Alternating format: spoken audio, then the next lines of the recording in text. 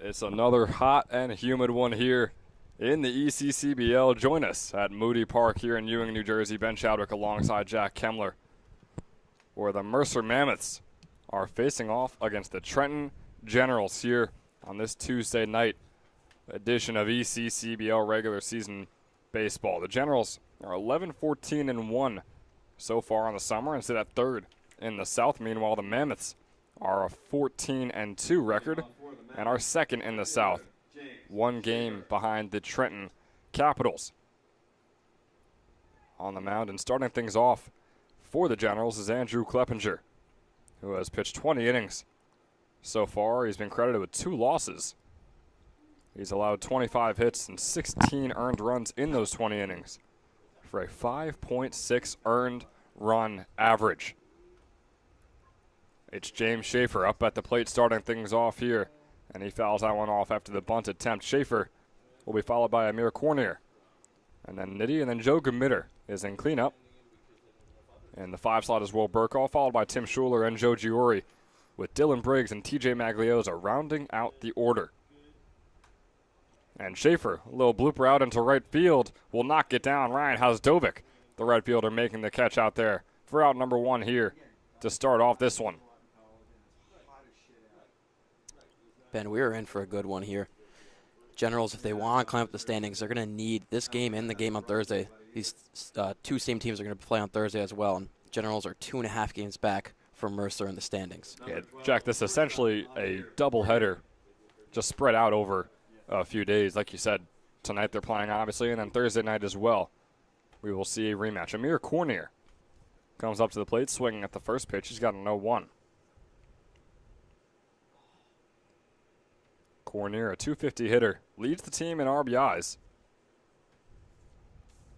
with 17 so far on the summer. Fouls off the 0-1.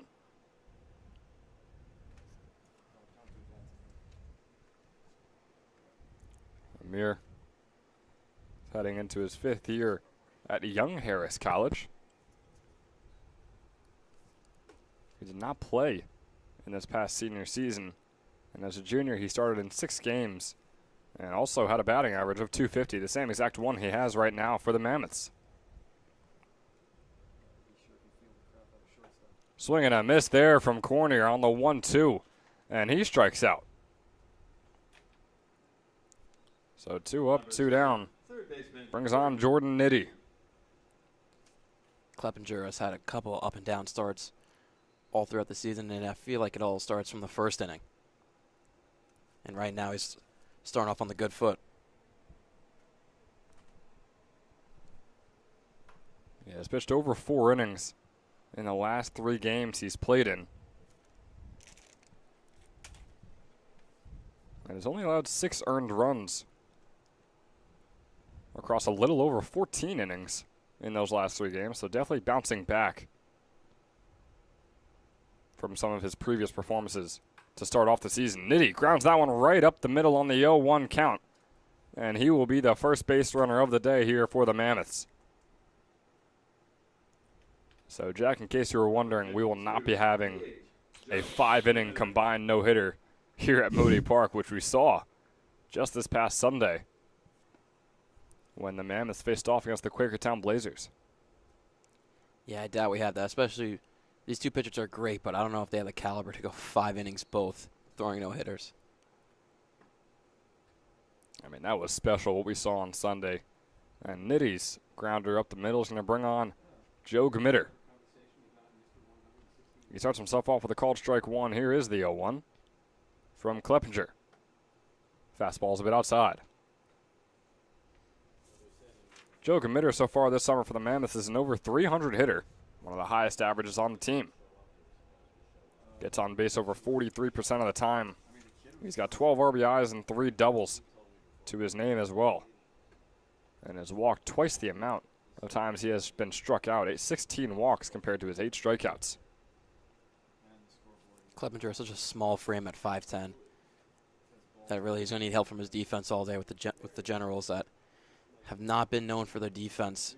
Kleppinger known as a ground ball pitcher and is really going to need help. Swing and a miss there from Gamitter, brings up a 2-2 count, and yeah, Jack, like you said, the Generals have struggled in terms of the fielding so far this summer. They've gotten better and worse over time. It's been a roller coaster. Some days they really hone it in, and there's others where they have 5, 6, 7, even 8 error games. After that ball, here's the full count pitch for Gmitter.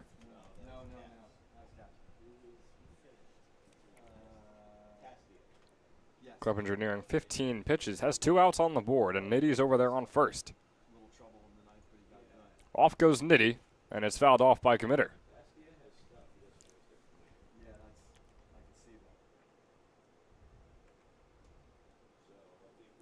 Joe Gmitter, the cleanup hitter here for the Mammoths, was a .330 batter for the Mercer Vikings this past spring.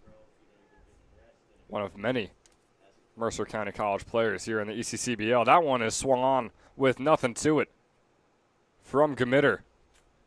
And 2 strikeouts, so 4 up, 3 down for Andrew Kleppinger. Not a bad way to start the day. And we'll head into the bottom of the first, all tied up at 0.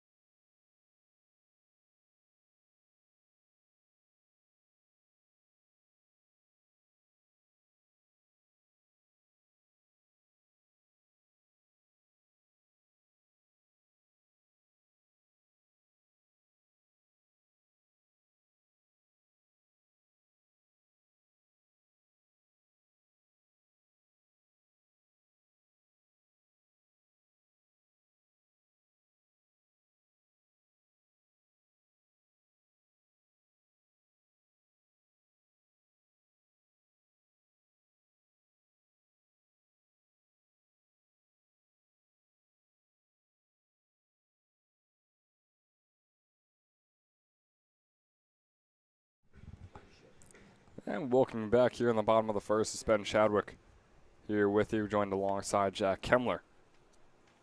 And on the mound to start things off for the Mammoths on defense is Luke Foley. He's going up against Sean Martinez. Foley has pitched 27 innings so far, and recently had a 7-inning pitched game against the Generals on June 26th. And in that one, he allowed just 6 hits and no earned runs while striking out 3 batters. He's got a 1-2 here on Martinez.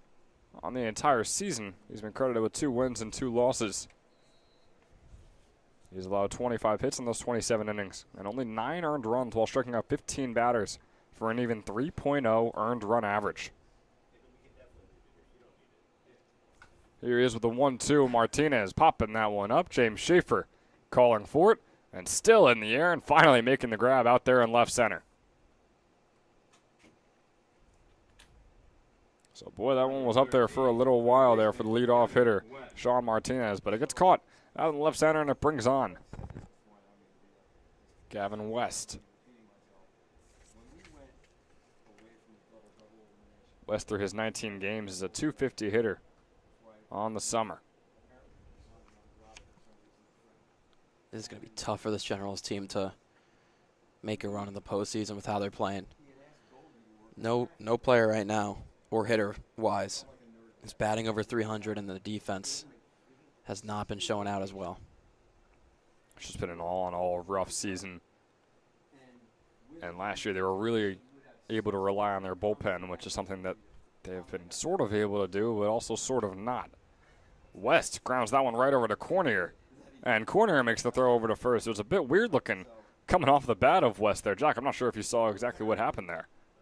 I did not. I thought he just pulled it over to Cornier. It seemed as though it kind of stuck on the bat for a little while and then made its way over to shortstop. Or maybe I'm just seeing things with the heat. Who knows? Stuck on the bat. Maybe he had a little pine tar in there. Is that what you're saying? I'm no allegations from up here in the press box, but just hallucinations from yours truly. Up at the plate now is Jake DeClerico with 2 outs on the board after that ground out over to Amir Cornier. DeClerico swinging a miss on pitch number 2. It brings up an 0-2 count after the first one was a called strike. And Jack mentioned no 300 hitters, but DeClerico with a 281 average is among the best. The 0-2 is high for a first ball. Yeah, right behind Robert Kelly, who's been 5th in the order today. A bit shocking. I mean, it is a bit of a surprise. As DeClerico grounds this one right over to TJ Maglioso at second. And the play is made at first, and 7 up, 6 down, first inning to get things going here at Moody Park on this Tuesday night. After 1, we're all tied up at 0, with the Mammoths back up at the plate when we come back in the second inning.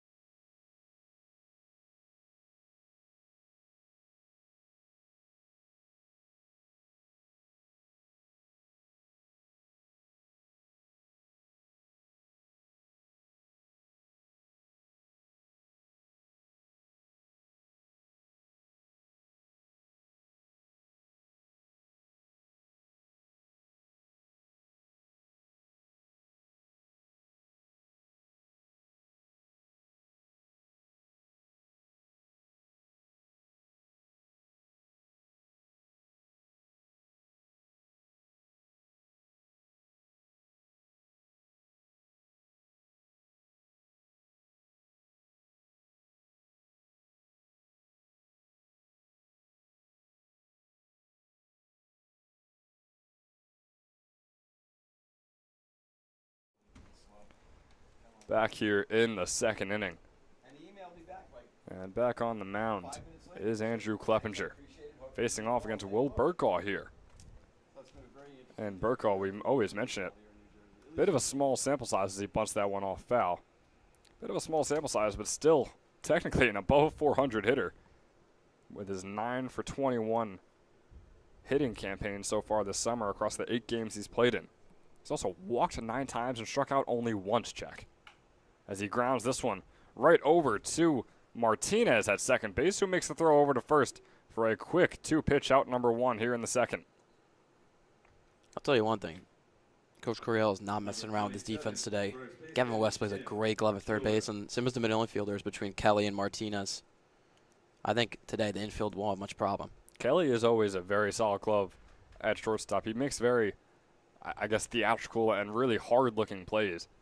But sometimes that puts him into a pickle of him maybe trying to do too much, and that's where we've seen some errors as well from him. But overall, like we always say, the shortstops in the ECCBL defensively are just incredible from what we've seen so far here at Moody Park. Up at the plate is Tim Schuler, who after fouling off swings and misses there, and he's got a 0-2 count. Look at Kleppinger, who's still not at 20 pitches yet. Ooh, that fastball a little too high. On deck is Joe Giori. And up now, like I mentioned, is Tim Schuler, who is about to head into his freshman season at Villanova. He's got a 1-2 count. Swung on right over to Kelly, who we were just talking about. He makes a throw over to first for out number 2 on the 20th pitch of the game for Andrew Kleppinger.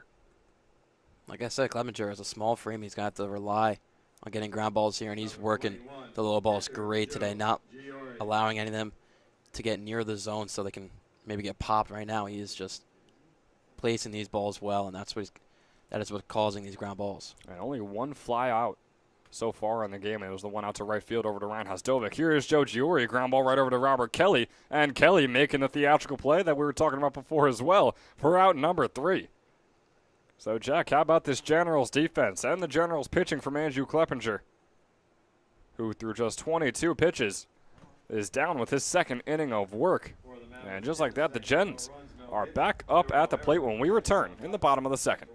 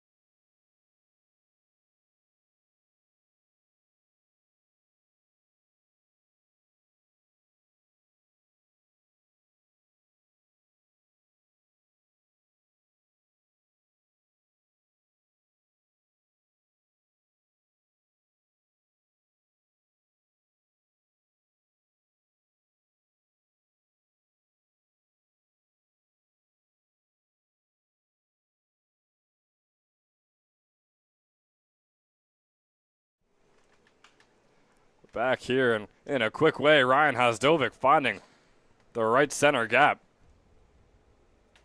Not a bad start to the bottom of the second here for the Gens. Not a bad start for the entire second inning, I might say, as well. Number 7. Going here in the bottom, and Robert Kelly is just the man to do so. Kelly, as Jack mentioned before, leads the team in batting average with a .288.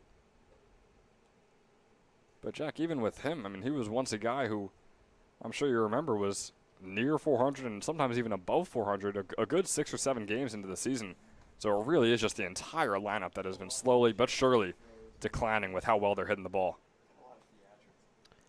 Look, I've been saying this all season that this team has been just slightly getting by. Although they don't have a great 11-14-1 record, they have the second worst run differential at -36. At some point, someone's going to give to this point if they really want to shape up for the playoffs. They're 5-5 in their last 10 games, 2-3 in their last 5. The team total average is a .251, which isn't atrocious, but it's just that no one's really in the mid-300s. No one's even in the 300s, period, which is a problem. Kelly, just a couple of games ago, was heading into Sunday's doubleheader against the Pocono Timber Rattlers. He was a .302 hitter, and now here he sits at .288. The .250 average is fine, honestly, and their pitching hasn't been bad. It's really the defense. 52 unearned runs this season. Yeah, and you bring out the 2 points as well, though, with the pitching and the .250 average. That you said the .250 average is fine, which I think you're correct, and the pitching isn't bad, but nothing stands out to you, Yeah. which is why that they sit at the 3rd place in the Southern Division. It's a 1-1 count here for Kelly, with Hasdovic over there on first, and Hasdovic getting checked over there on first. But you're really just not going to win games if you just allow free runs. That's why I really like Coach Coryell's defense today. And maybe it could help them save a lot of runs that they've been giving up in the past games. A win today would be big for the Generals, and a little series sweep, if you will, for Thursday's game as well. Could also do things that the Generals never would have thought could be done when they've been in these losing slumps, which we have seen before. It's a 3-1 count now for Kelly. Or 3-2 rather, full count. With no outs on the board and Hasdovic over there on first. Here is the 3-2 pitch. Fastball is outside. Kelly will walk himself over onto first base. His 11th walk of the year.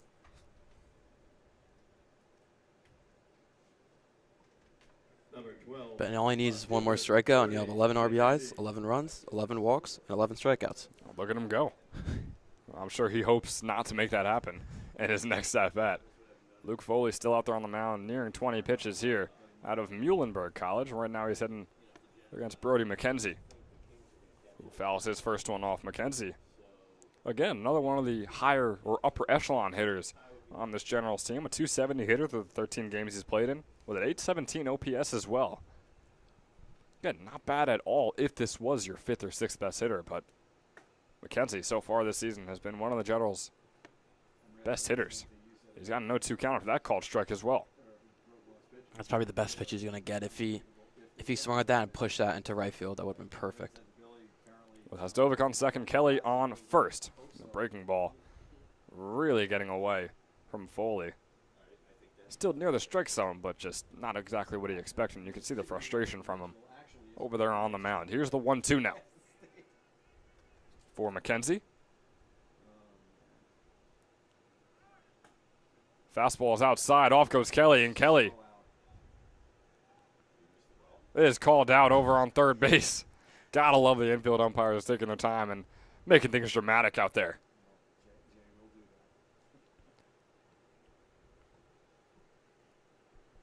So Hasdovic is caught stealing on third. Kelly moves over to second. And it's a 2-2 count for Brody McKenzie. Hopefully Nitty didn't get kicked over there at third base. It was a hard slide in. You saw him kind of walk off after making the tag. Didn't seem to be injured, but yeah, as you say that, just looking at him now, it appears to be just some sand that got kicked up into him.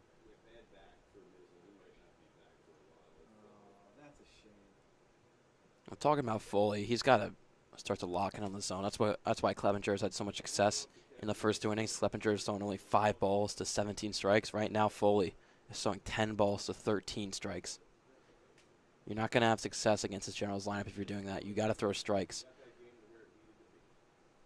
Luke Foley, the team captain in both baseball and basketball at Notre Dame High School, as this one's grounded over from McKenzie to the third baseman Nitty, and Nitty once again making another play here. Gets the throw over to first to Schuler for out number 2 here in the bottom of the second. Fundamentally, good fielding there from Nitty, looking down Kelly so he doesn't advance and making the quick throw. It's been solid fielding from both units so far. Again, early into this one, just 2 innings in. It's going to bring on Christian Soto, a .235 hitter. Takes the first fastball low for ball 1. And Jack Soto is another one of those guys who around 7 or 8 games into the season, he was a .430 hitter, and now, like I just mentioned, you see him at the .235. And him, along with his entire Generals lineup, have all been on a gradual decline as he fouls that one off to the left for the 1-1.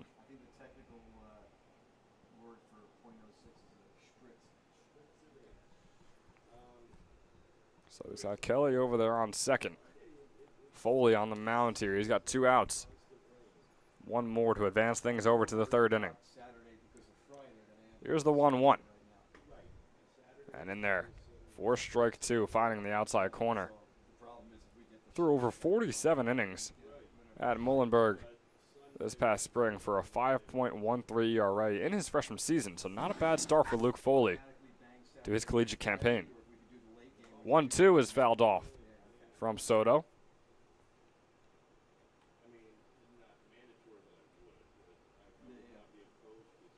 I doubt you see Kelly run. There's no point in getting him over to third base, especially with 2 outs and there's no real chance of a sac fly here.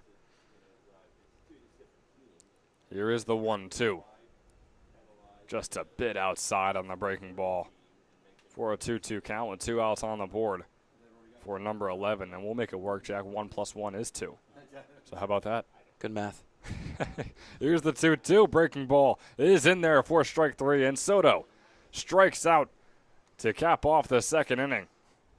The Generals started off hot defensively and started to keep it going here in the bottom, but couldn't get the job done. No one has come home just yet here through the first 2 innings of baseball between the Mammoths and the Gens, and we return in the top of the third.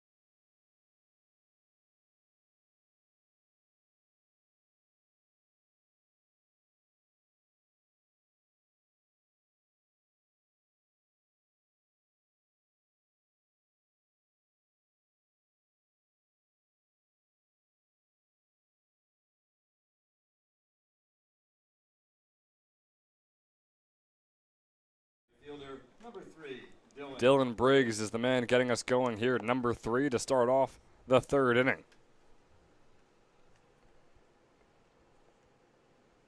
Briggs is a Montclair State commit. And he just wrapped up his senior season at Middletown North, where he was a .423 hitter, which surprisingly was not his best season. His junior season was a .545 hitter with a home run, a triple, and 5 doubles to his name. But also, there's an argument to be made that it's not even his main sport, as Briggs was a star receiver this past season, a near 1,000-yard man with over 50 receptions, 6 touchdowns to his name as well. He's got a 1-1 count and make that a 2-1. Dang. Near 1,000 yards, six touchdowns. It's like basically 1,512 touchdowns in NFL. Yeah, I mean, high school football only plays, what, 10, 12 games? Yeah. That one fouled off by Briggs. So, yeah, you're right. Not a bad year for Dylan Briggs on the football side of things. And obviously, I said over a 400 average. It's not a bad year all around. But so far this summer, he's had his struggles. Through 10 games, he's a 161 hitter. Oh, yeah. And that one is in there from Clevenger for strike 3 on the 2-2 count. Striking out Briggs, his 11th strikeout of the season, Jack, compared to just 1 walk, which is the complete opposite of his teammate Will Burkaw, who has 10 walks and just 1 strikeout.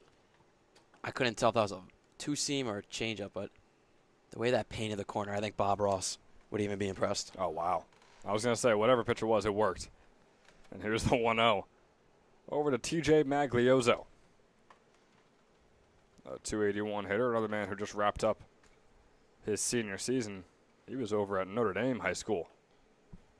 Starts off with a 2-0. That fastball is high.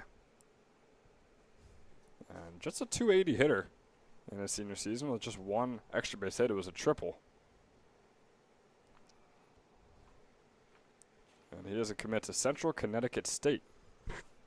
He's starting things off here with a 3-0 count. He's walked 11 times and struck out 12 times so far this summer. Ben, do you agree with the decision of Mercer Mammoths manager to put Maglioso at the end of the lineup so they can have a solid bat while they're coming around to the top? Yeah, I would say so, because, I mean, 281 is near the top as well. Yeah. For the Mammoths. I mean, Jack, we were talking about way before with the Generals and their team average, batting average, at a 250. The Mammoths are at a 230, which really shows you that the stars shine bright in terms of Joe Gamitter and guys like that, and Dylan Briggs. Or not Dylan Briggs, I'm sorry, TJ Maglioso. But then there's guys that are near the bottom that are really weighing the group down. But you see Maglioso, he took that fastball on the outside for ball 4. He's over on first base now. Up to the mound. Oh, no. Now is James Schaefer. Maglioso takes off for second and steals successfully. The throw from behind the plate, Soto flies over into center field, but Maglioso will stay put on second.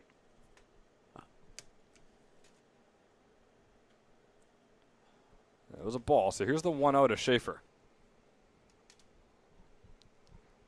He flew out to right fielder Ryan Hasdovic. He was the only player to have a flyout. Everyone else has either gotten on base, struck out, or grounded out. Jack mentioned how Kleppinger has really been good at not allowing these guys to really barrel the ball out into the outfield. Here's the 1-1 to Schaefer. That was a nice pitch. 1-2 now for the leadoff man for the Mammoths. You can just tell Kleppinger is just having a game right now. And you got a chance right now with a man on second, 1 out, 2 chances to drive him in. Pitch from Kleppinger. That's going to be a grounder right over to Eilbacher on first. He'll make the tag at first after fumbling it a little bit. But regardless, out number 2 is had. Maglioso advances over to third. The first man to reach third all day today. Will Amir Cornier be the one to bring him home? And he pretty much has to be, or else this inning, or top of the inning rather, will be put to bed. This is the type of baseball the Mammoths play. They try to win games by 2-3 runs all season. You can see by their team stats, it looks like they shouldn't be as good as they are, but it's just they win very conservative and fundamentally well games.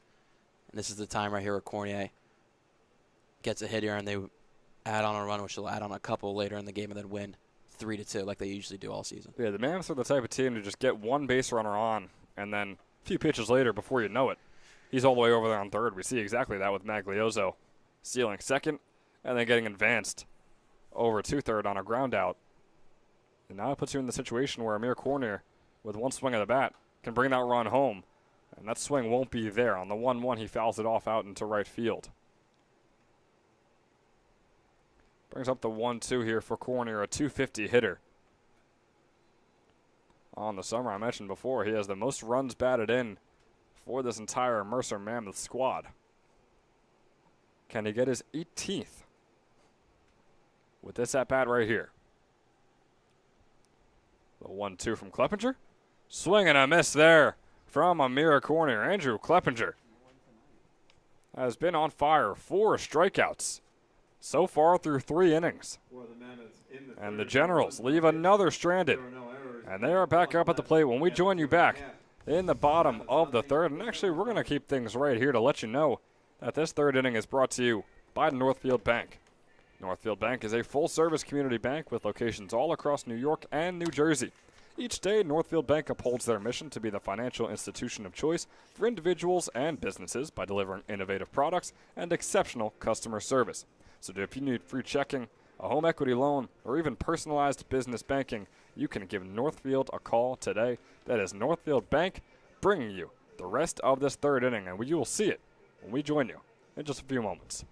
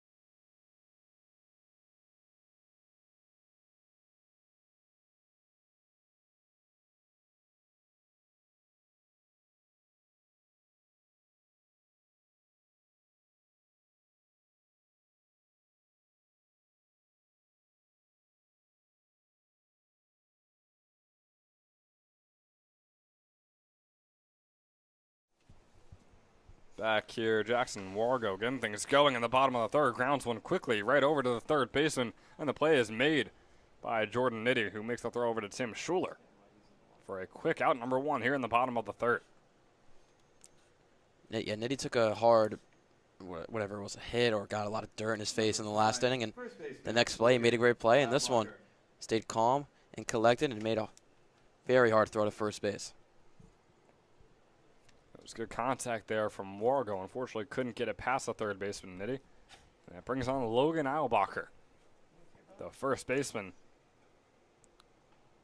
And Jack, I feel like I'm always the one to bring it up, so I might as well allow you to do the honors here with Logan Eilbacher's at bat. He's just disappointed us since he had an amazing spring since Catholic, just 207 average this season. I would say so. I mean, just with Catholic, I mean, you think that, yeah, he had a late joining, or he joined the Generals team late, I should say. But with a team that's struggling, you would have thought that he would be their savior, and hasn't been that case so far. And he's facing a 1-2 count after 2 straight called strikes on him. And we saw his stats from Catholic in the first at-bat he ripped a single down the line, and we were like, this might be it. Yeah. Fastball was close, but not close enough. Here's the 2-2. And, yeah, I mean, the landmark conference rookie of the year at Catholic University in his freshman season. 2-2 count, fouls that one off.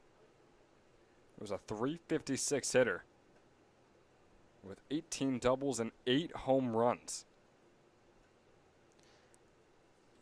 so far this summer. Safe to say it just has not been the same. But this one is out into left field, and Burkall is able to still make the catch, diving in for out number 2. I was going to say right before that, what could be the difference for Eilbacher is he's such a power hitter.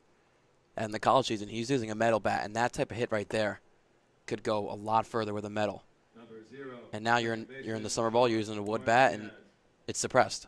That actually could be the case. That is a good point. And if we ever get the chance to interview him, if he's able to win one of our Toyota Player of the Games, I think that's worth asking.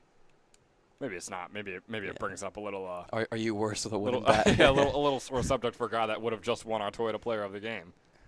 But regardless, Sean Martinez back at the top of the order here, and Jack, not to mention Logan Eilbacher batting in the bottom of the order. But could that be strategic, or is that really just Coach Coryell saying, "Yeah, you're gonna bat on the bottom"? Yeah, when players are going through struggles, usually the manager will throw them near the bottom of the order so they can get pitched to. So here is the 3-0 count now for Martinez. Good eye so far in the at-bat. Foley finds the strike zone with that fastball in the bottom right corner. So here's the batter's count. Picked up some confidence. Now see what he goes on the 3-1. 40 pitches into his stint is Luke Foley. And the fastball's way too inside. And Martinez will take his base on ball number 4. His first time on base today, and it brings on Gavin West, who is also looking to get on base for the first time today. If you can get West on base, that opens up a lot of opportunities for a double steal.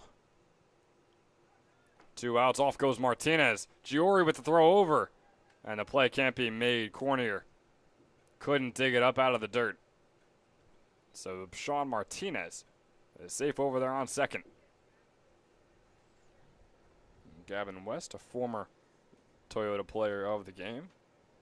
He's a .250 hitter so far in the summer. He steals bases like no other on this Generals team. 13 on the summer, but it's just a matter of getting him on base right now. So that one was a called strike on West. So here is the 0-1 with Martinez over there on second. Swing and a miss there from West, and it was in the dirt as well. Yeah, I was about to say that was not competitive. So a tough break there to put yourself into a 0-2 hole. Foley, his 45th pitch right here. It swung on right over to Nitty, and Jordan Nitty once again making a play over there on third base to round out this third inning with the same score we entered the game with. 0-0 heading into the fourth. We'll be right back. After 3, the Mammoths nothing, the Generals nothing.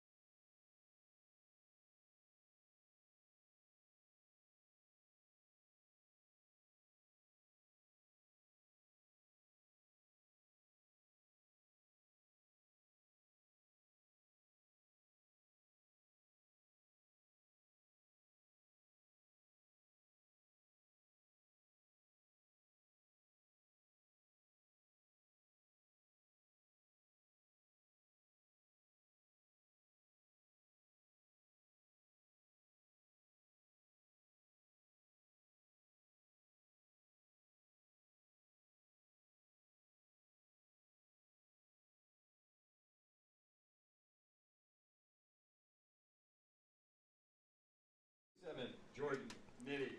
It was Jordan Nitty making plays left and right in the bottom of the third, and here he is starting us off in the top of the fourth, up at the plate, the righty hitter.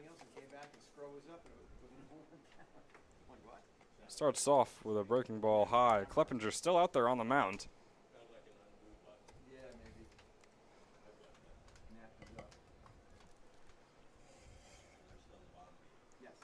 The 1-0 turns into a 2-0 as that one's a little too far inside that time. Andrew Kleppinger just over 40 pitches now here in the top of the fourth. Facing off against Nitty. About to head into his senior season at Stockton University. He was a .287 hitter in his junior season. Started every game for them, all 41. 3-0 count there for him and make it a 4-0. Another one is too far inside from Kleppinger, and Nitty is now on base in both of his plate appearances to start off this Tuesday. This could be the inning where the Mammoths could take over. You got Gamitter, who's a very solid bat, doesn't they hitter today, then Burkaw looming right around the corner. Yeah, those are absolutely the guys to get it done. Both above 300. And Nitty a solid base runner now over on first. Yeah, I was about to say, you could see him take off. Kleppinger a little weird with his motion. I don't know how well he holds on runners. It's a 0-1 count on Gamitter. Nitty shuffling over there on first, and Gamitter finds the gap out into right field. Nitty stays put on second. And just like that, Jack, you might have called it. Solid start here for the Mammoths with no outs. Bringing on Will Burkaw with 2 men on. Yeah, it just looked like Kleppinger was kind of losing the good stuff on his balls, and now with a hit by Gamitter and a walk by Nitty, this could be the moment where Mammoths take over. And you see over there in left field, Giuseppe Arcuri motioning to the pitcher warming up with some sort of hand motion. You wonder what that could mean. I believe it was telling him to wrap it up, and yeah, here we go. Mike Coryell with a mound visit for Kleppinger. I get he just walked somebody and gave a hit up, but that would be insane if he just took him out this early. Andrew Kleppinger just allowed his second hit of the game and his second walk of the game to start off this inning. Still just talking to his pitcher, and the man out there warming up is still warming up, so you have to imagine Kleppinger is going to be sticking in for at least the rest of this fourth inning. Only 45 pitches in as well. And Kleppinger has gone over 90 before. In his last game he played on July 2nd, just a week ago, he went 81. Could be that Coach Coryell has a tight leash on his pitchers. I think he's fed up. The Generals have allowed 161 runs on the season. That's last in the league by a lot. The next team is the Kings, 135. Like I said, or like we said, still not even dead last in their own division. But, I mean, Jack, what could possibly be the reason for that? Is it just dead luck in some of these games, or is it? I think it's dead luck. If they were like 7th in the league and they were 3rd in the division because the Kings were behind them, that would make sense. But the fact they're still in front of 2 other teams in the North Division as well doesn't really make sense to me. It's impressive. They know when to have those games where they give up a lot and have those games where they can actually somehow win it. It's Burkaw, the lefty hitter, fouling that one off. Starts off with an 0-1. He's got Nitty over there on second and Gamitter on first. We mentioned Burkaw before. It is now 9 for 22. I was about to say, I don't think there's a point of him bunting here where you could steal on a pass ball or just let him swing away. Here's the bunt again. Soto chasing it down and making the throw over to first. And Burkaw is out at first, advancing both the runners, and we mentioned it before, the Mammoths will do anything just to get a run or two home, regardless of if it means getting the batter out, and we see it right there, getting one of your most dangerous hitters out for the sake of advancing the runners. And now comes Mike Coryell once again, and that is the day for Andrew Kleppinger. Had to have been on a pitch count. Well, he's at 47 right now, 30 of which were strikes. He allowed just 2 hits, struck out 4 batters, and walked 2 in over 3 innings pitched. But here he is coming off. And being subbed on is Ryan Burnham. He looks in high spirits. He dapped up all of his players in the infield. Looks like he was happy talking to Coach Corral. He had to have been on a pitch count coming into this game. He only at 47 has only given up 2 hits. You have to imagine the past 3 games he's played in, he's thrown at least 65 pitches in all of them. 81 just a week ago against the Capitals, and he threw 92 a few weeks ago against the Mammoths on June 18th. But here he is coming out after 47. On comes Ryan Burnham. He'll get his warm-up pitches in, and we're going to take a short break and be right back with you here in the top of the 4th.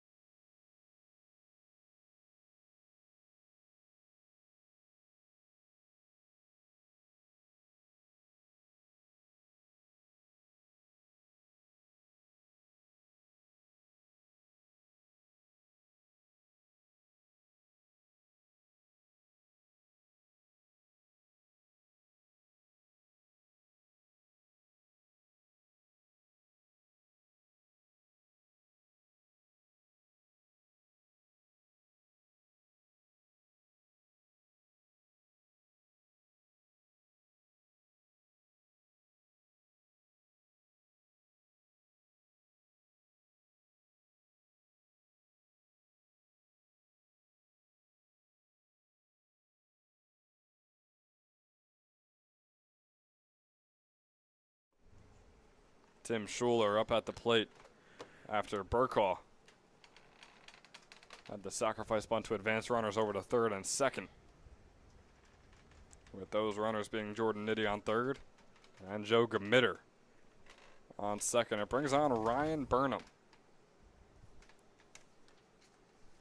who is now on the mound coming in for Kleppinger. Burnham has a 1-1 count here on Schuler. And he's pitched over 10 innings so far this summer with an over 4.0 ERA. Make that a 2-1. That fastball being called outside.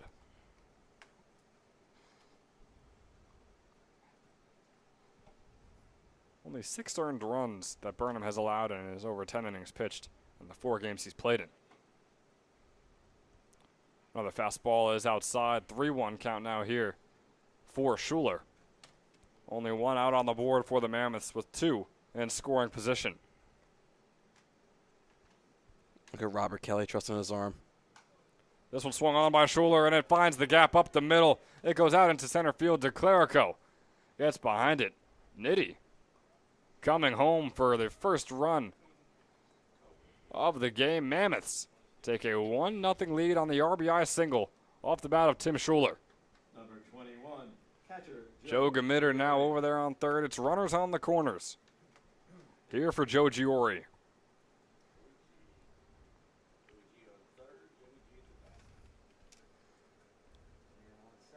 Joe Giori, another Mercer County player.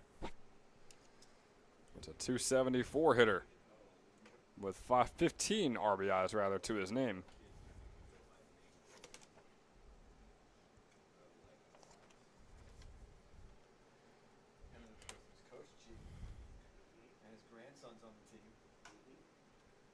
Pops that one up into right field. Ryan Hosdovic makes the catch. Off goes Gamitter to home. Hosdovic with a nice throw home. It's going to keep Gamitter over there on third base, and smartly so.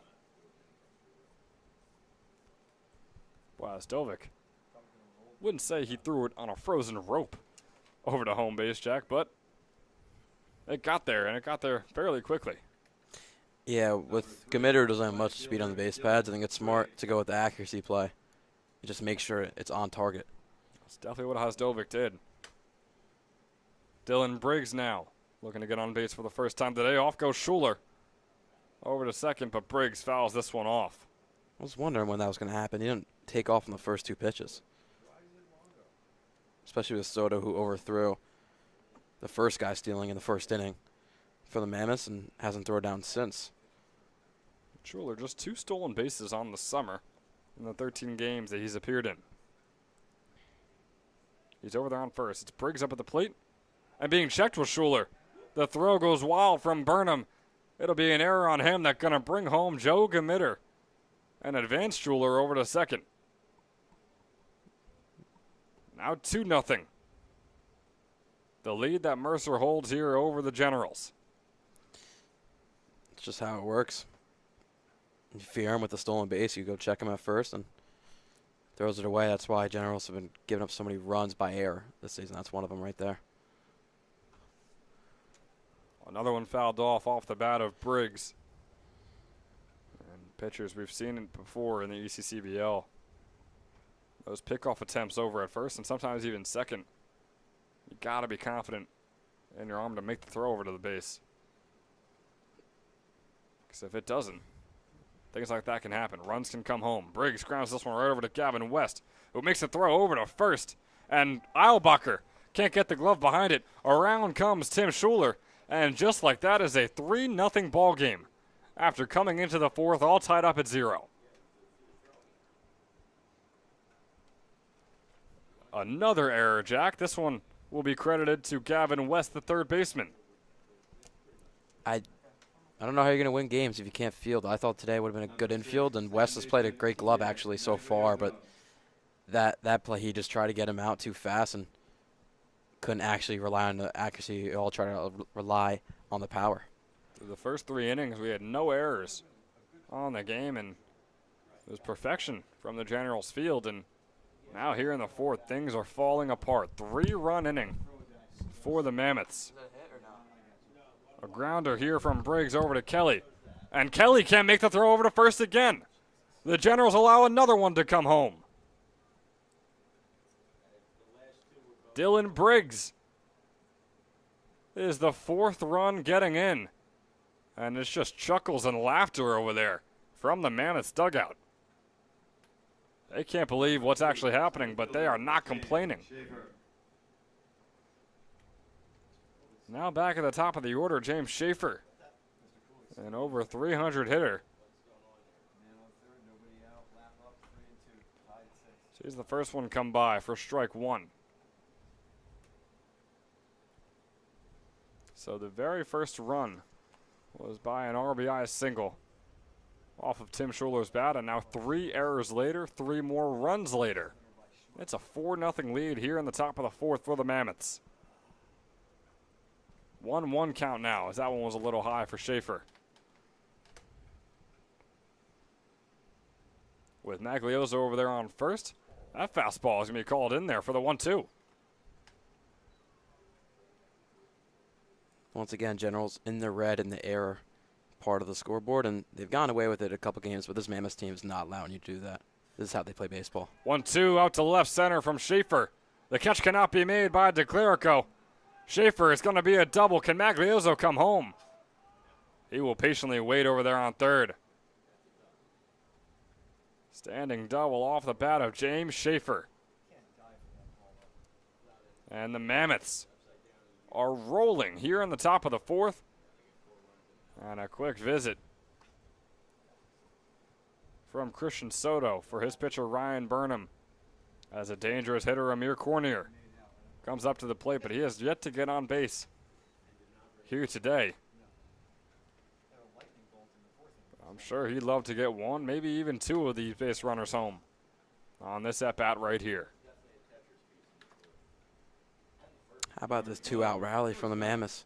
Just really taking advantage of the errors, and they do it well with Schaefer getting a double, and Cornier is just a dangerous, dangerous man at the plate with the runners in scoring position.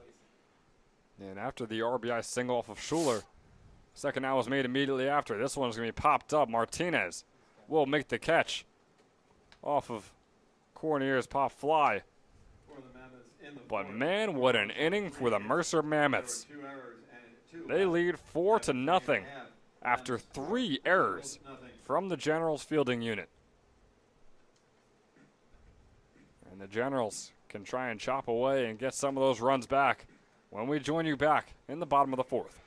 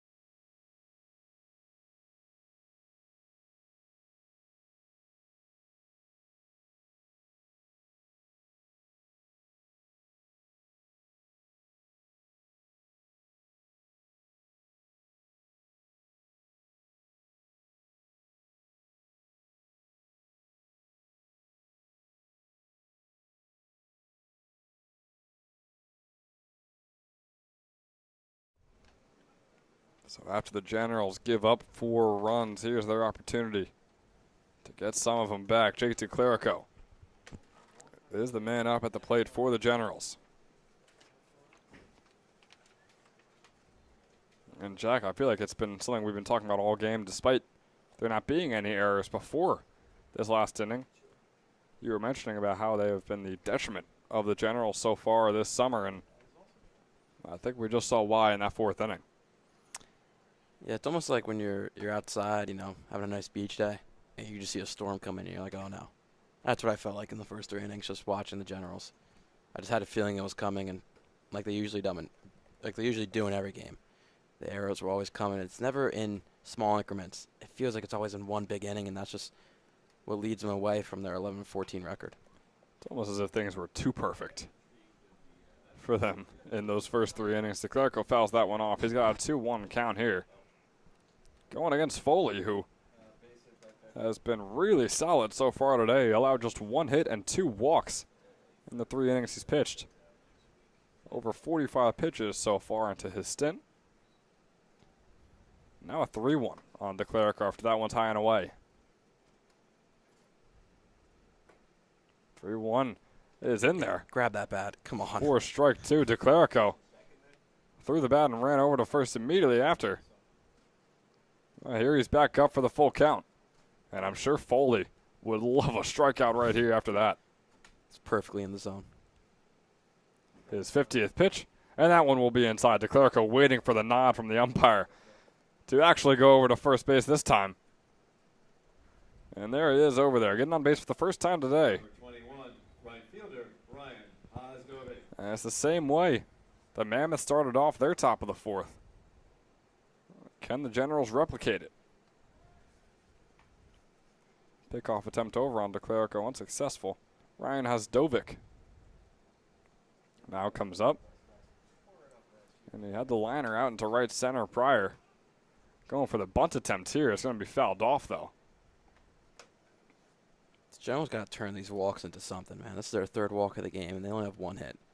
It does sound like I'm being critical on the Generals, but it's only because it feels like this team has a lot of talent, and just they're underperforming right now, and they easily could be up to par with any of the top teams in the ECCBL. Yeah, it's just a matter of getting consecutive guys going. I mean, you said 1 walk or 3 walks and 1 hit rather, and I feel like it's been pretty evenly spread out, which obviously gets you nowhere in terms of the scoreboard and actually trying to win the ball game. It's a 1-1 count here for Osgovic. Foley over 50 pitches so far here in his 4th inning of work. breaking ball on the 1-1. Getting away from him just a little bit. It looked like it was going to be a whole lot more off target when it came out of his hands. So here is the 2-1. With the Clerico over there on first. Swung on by Hosdovic out into right center. The catch is made by Dylan Briggs for out number 1. Good hustle from the right fielder over there. Getting the right fielder out. That's tough for Hosdovic already to hit today. And actually rip that ball, but Briggs with some great closing speed to get under that one. It was a well-struck ball out into right center. And Hosdovic, you mentioned they only had 1 hit on the day. He was the man with that 1 hit. Could have been the man getting the 2nd hit. But it's going to bring on Robert Kelly, who walked in his first plate appearance. We know what he could do with a bat. It's just a matter of if he'll get to use it. He will there, fouling that one off behind us and into the parking lot.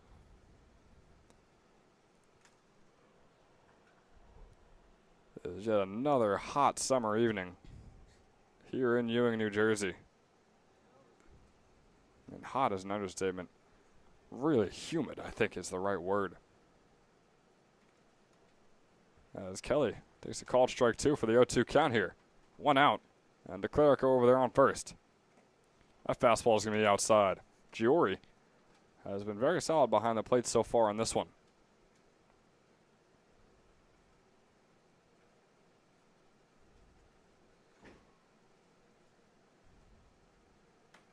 Swung on by Kelly. Out into left. And the catch is made once again by Will Burkall, rather not. He couldn't get his glove under it. And Kelly will be safe over there on first. Jumped the gun on that one, Jack. We saw Burkall made that play earlier in the game. So that's why it was just sort of chalked up for me that he'd make it again. No, I thought he made the catch as well. It looked like he did. I think on the tumble over, it popped out of his glove. No Dez rule for him out there in left field. So Kelly will be safe over there on first. The bunt attempt here from Brody McKenzie is a good-looking one. And McKenzie is going to be out at first, but he will advance to the runners. DeClerico now over on third and Kelly on second.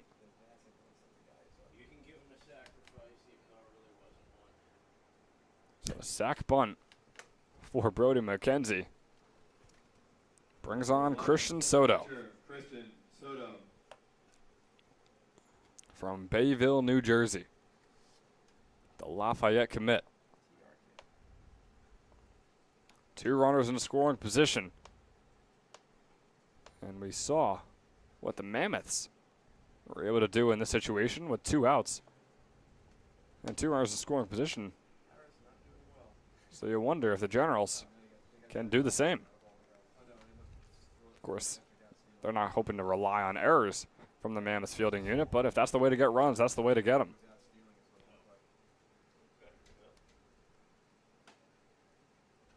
Ooh, that ball is outside for Soto here.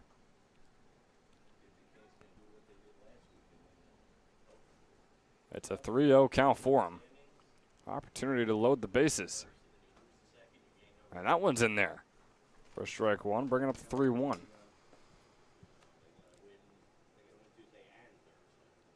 Christian Soto has gone 3 games without a hit. Swung on out into left field. That one gets down. And it will bring home Jake DeClerico as well as Robert Kelly. It gets past Will Burkall in left field, and he's jogging to the ball. Round comes Soto over to third. And he will be safe over there. And Jack, what was going on in left field? Just missed it. I can't explain more. I'm not in the shoes of Burkall to say what happened there, because that one he just looked like he misread it. Can the argument be made that if Burkall was sprinting to that ball in left field, that Soto would be over at second and not third? Probably. Maybe that's the way he runs, but it did not look like he was going 110% to get that ball off the fence. But it's off the bat of Soto. It's a 2 RBI double, and then he advances to third on the error. Bring on Jackson Wargo. After that called strike, we'll start off with a 1-1. But that pays off for Coach Coryell, who he had one of his best hitters, a McKenzie bunt, to bring up Soto. It was a questionable decision, but it paid off very well with Soto getting that hit and turning into more. Wargo with the 1-2 count has 4 hits in his past 4 games. Looking to at least keep up that average here in this one. He's 0 for 1.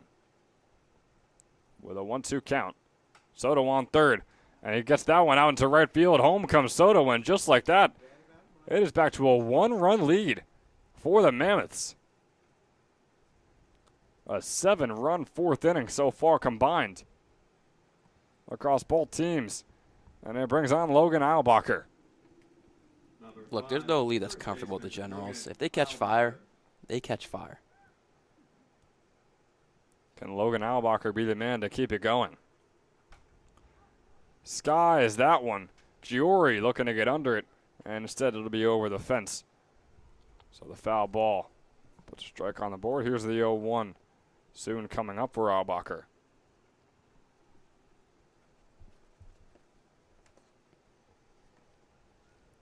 He's got Wargo over there on first.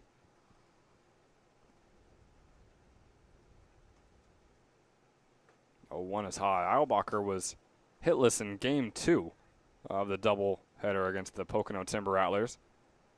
But it was 2 for 4 in game number 1. The 1-1 will be popped up. Schaefer chasing it down, but instead it'll be TJ Magliozzo making the catch for out number 3. Came into this inning, tied up at 0, and we leave it with the Mammoths leading the Generals 4-3. This is Ben Chadwick and Jack Hemmler bringing you through this Tuesday night of action here in the ECCBL. We'll be right back in the top of the 5th.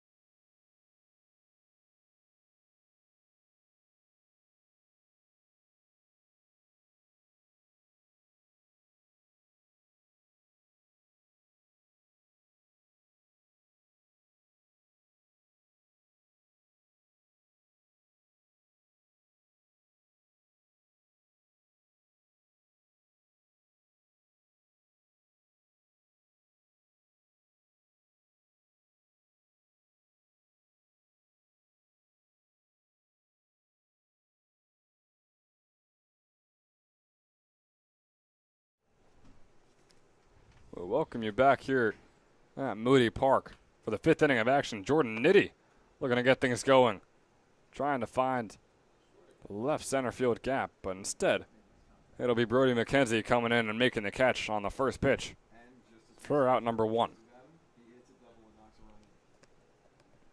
Brings on Joe Gamitter. Number 52, the DH, Joe. So, Jack, I mean, you were wondering how it's a bit curious how many runs the Generals give up and how they're still not really a horrific team in terms of standing-wise here in the ECCBL. Well, I think they just proved why in the bottom of that 4th inning. Yeah, like I said, they have hot streaks and they go on them. That's really the reason they've stayed afloat all season. They could be such a better team if they just didn't give up 3 errors today and like they give up errors in other games. Gamitter is 1 for 2 on the day. That's a 2-1 count here.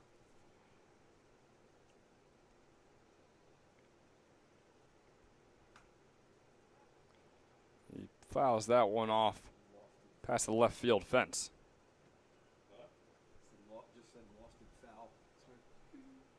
So here's the 2-2.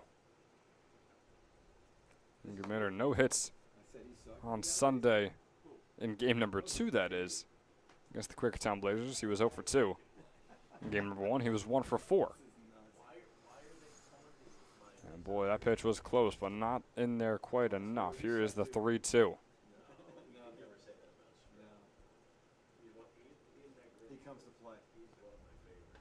Swing and a miss there from Gmitter. Sort of falling to his knees after that swing as well. It's going to bring on Will Burkaw with 2 outs on the board and no one on. Ryan Burnham. It's getting going here in the top of the 5th, and really, sure, he was on the mound for those 4 runs, but hard to fault him for most of them. No doubt. 3 errors in the inning. Actually, one of them was counted towards him, but. Yeah, I mean, the very first one was an RBI single, which he allowed the runner on and he allowed the hit, obviously. But everything else, this could be a 3-1 lead for the Generals without those errors. Instead, they trail by 1. It's a 2-0 count here on Burkaw. And Burkaw grounding this one over to Gavin West. West makes the throw over to first. Bit close there, Logan Albacher shuffling his feet. But his foot was down when he made the catch for out number 3 here in the top of the 5th. Jack Kemmler will be taking you through the second half of the game, and we'll see you there in the bottom of the 5th. The Mammoths lead 4-3.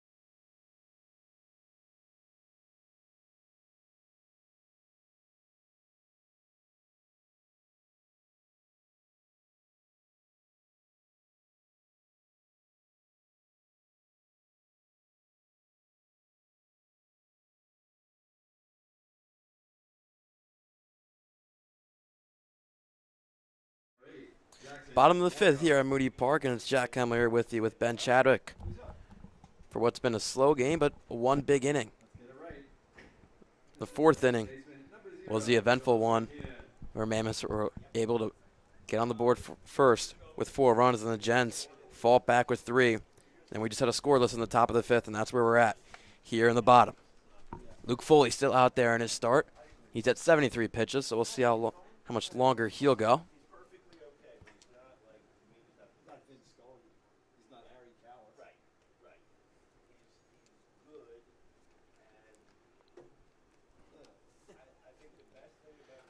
Sean Martinez leading off, so it's top of the order for the Generals, and he rips one into right field. Really right center for a leadoff signal. As a man out first. Number 13, third baseman Gavin. Really solid showing, Jack, from the Generals. Here, obviously, in the last inning, getting 3 all-earned runs. And then here, starting things off the right way. Here's West, grounded up the middle, and it gets through. 2 singles in a row for the Generals. And we'll see how much left Foley has in the tank. Or there's nobody warming up for the Mammoths in the bullpen. Looks like this inning is his. And Foley, I mean, coming into the 4th inning was an incredibly looking pitcher. Through those first 3, and now here he is with 2 earned runs to his name and 6 hits allowed. See how far Foley goes. Like I said, nobody in the bullpen. It's really up to Coach Carabelli. That bunt is popped up and foul by DeClerico. DeClerico's 0 for 1 in this game with a walk. Strong suit for the Generals as well is that they have 2 very fast runners on base, especially West. Bunt is hit off the plate, so he's going to have to swing away with an 0-2 count. Now, catcher Giori's taking a second. I might have been wrong there saying that hit the plate. Maybe it might have hit Giori. Looks like it did, Jack. I mean, you can see him holding his neck as he's walking behind the plate, just trying to shake this off. But he's all smiles after a few seconds, so that's good to see.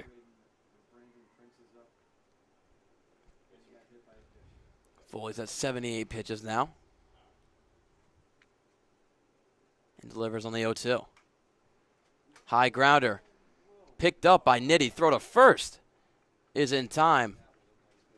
And that'll get 1 out down. He tried to lay down the tag to Martinez. Martinez just evaded him in time. So it's second and third, 1 out now. And boy, really high grounder the first second or two there. I thought he just made a weird pop-out catch, but it turns out, yeah, did bounce off the ground, and a really nice play for him to get that throw over to first. And that one gets past. Martinez is easily in, and now we got a tie game with a man on third.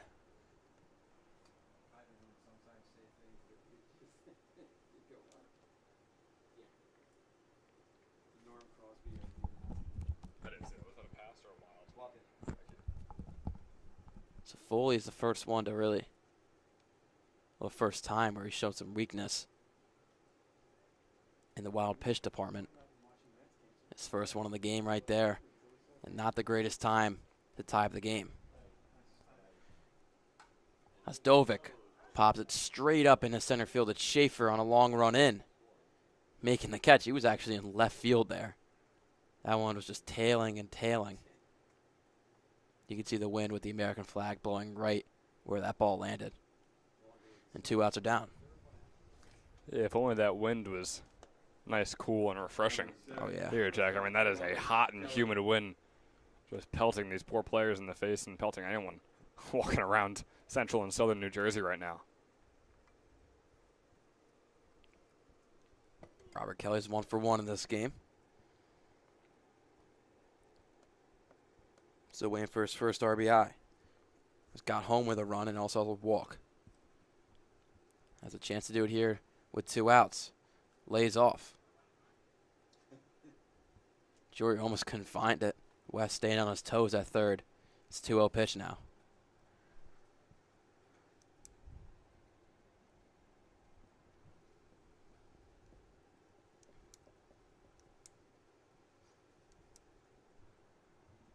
Foley at 84 now.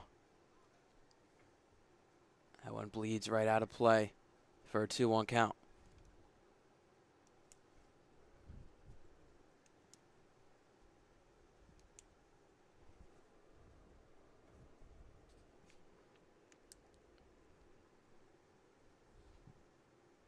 Well, Kelly swung a great bat for all this season for the Generals. He's also been somewhat of a closer for them. You could see him even coming into this game if they have a tight lead towards the end. 3-1. Up high, he'll take a walk to first base, and it's first and third with 2 outs.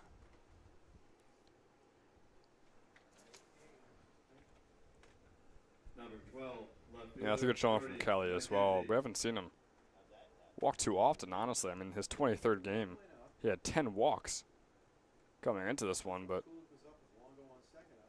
great way to get on base there. It's the second walk of the day as well, along with that hit.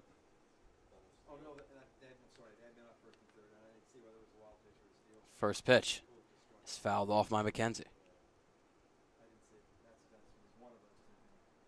So we'll see how much longer Foley goes in this game. Still with nobody warming up in the bullpen. You got to expect somebody runs out there on the top of the 6 while he's at 88 pitches. It takes off. And fouled off. Kelly will have to walk himself back to first. And that is the biggest shock to me, that there is no one warming up right now for Foley. He looked really solid coming into the fourth, but after that fourth inning and after how this inning's gone as well, you'd think that someone would be out there right now for Mercer. You can just tell the Generals are just hitting him better and seeing him better. Now up to 6 hits in the game. The throw won't go down to second as Kelly kind of try to get it there. Slowing down and really wanted Jory to throw it over, but no bite from the catcher, and it's second and third, 2 out.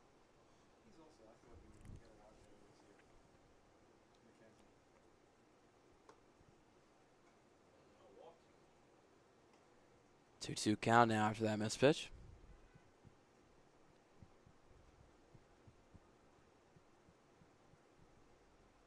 That went way outside, but Jory gloves it in the other's batter's box for now a full count. Big here. You can get the leading run home right now if you're McKenzie, or that could be the last out and things could stay tied. Well, he takes his base, and now it brings up Soto, who really started off the hitting spree for the Generals in the bottom of the fourth, and Number 11, the catcher, Christian. rather it's a pinch hitter. And it's Deacon Bound pinch hitting for Christian Soto. Pinch hitting for the Generals, number 17, Deacon Bound. Wow, that is that's something. I will say Christian Soto, with those 2 RBIs, was definitely one of the candidates for our player of the game. And this one here, he is getting subbed out. Yeah, he made it a 4-2 game. And if he was up here right now, he would have had a chance to take the lead. It's called strike there at 1-1.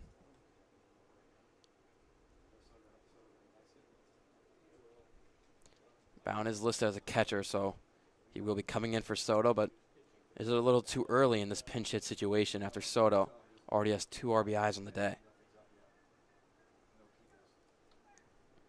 Bound batting 196 in the season. Does have 2 doubles and a homer. Fully missing the zone again, and he's suspect to a walk and a run here for the Generals to take the lead. Finally, a bullpen arm going out in the Mammoths barn. 3-1. Ripped. Nitty gets the glove on it, and throw to first is in time to end off the inning. Foley only gives up 1 more, and that'll probably be it for him. After throwing 98 pitches, he gives up 4 in his starter. We're all tied up after 5. We'll see you for the 6th inning.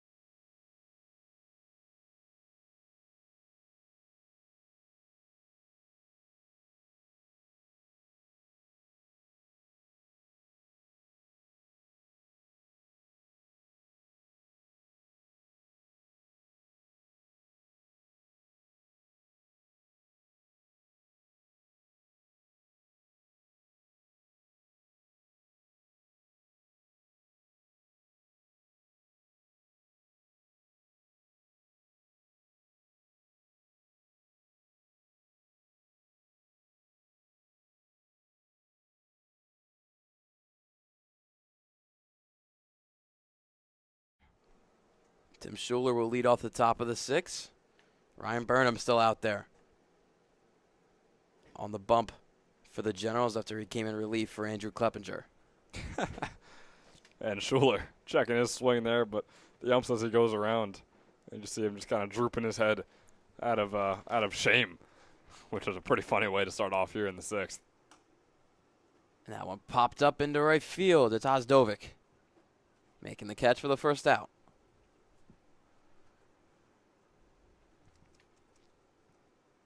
Number 21, catcher Joe Giori.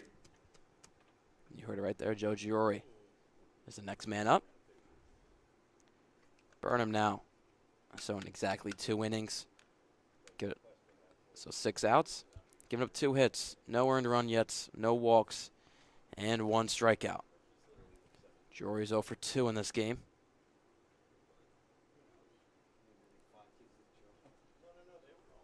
Both outs came in play. That one evens up the count to 1-1.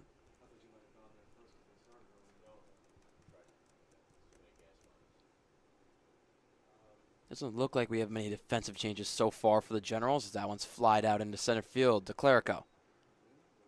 Makes the second out. The big change is Bound is behind the plate, which we have not seen all season. At least at Moody Park, Generals have went on a little stint where they went on some away games.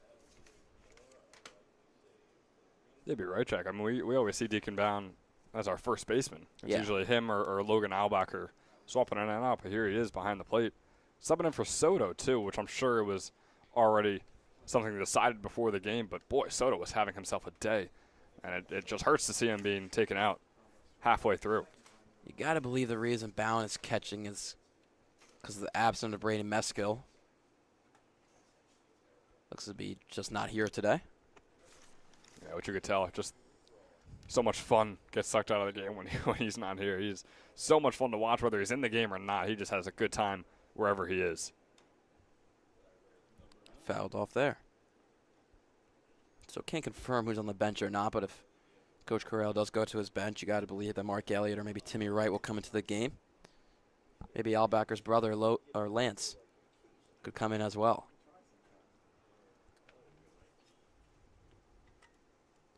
Two-one to Briggs. Is inside. Burnham now at 34 pitches.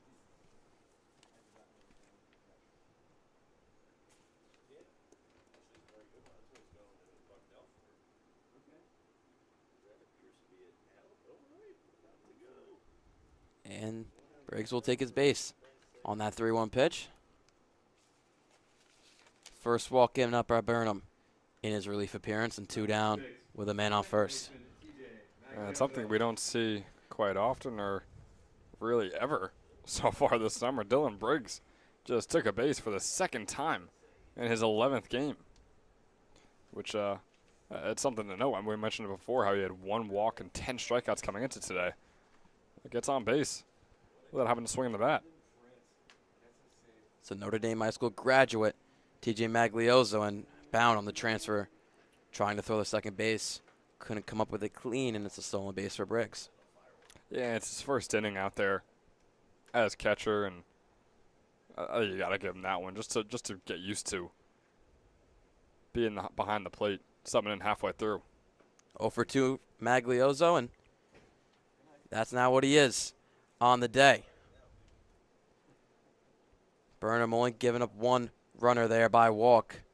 And we're still tied up at 4 going into the bottom of the 6th.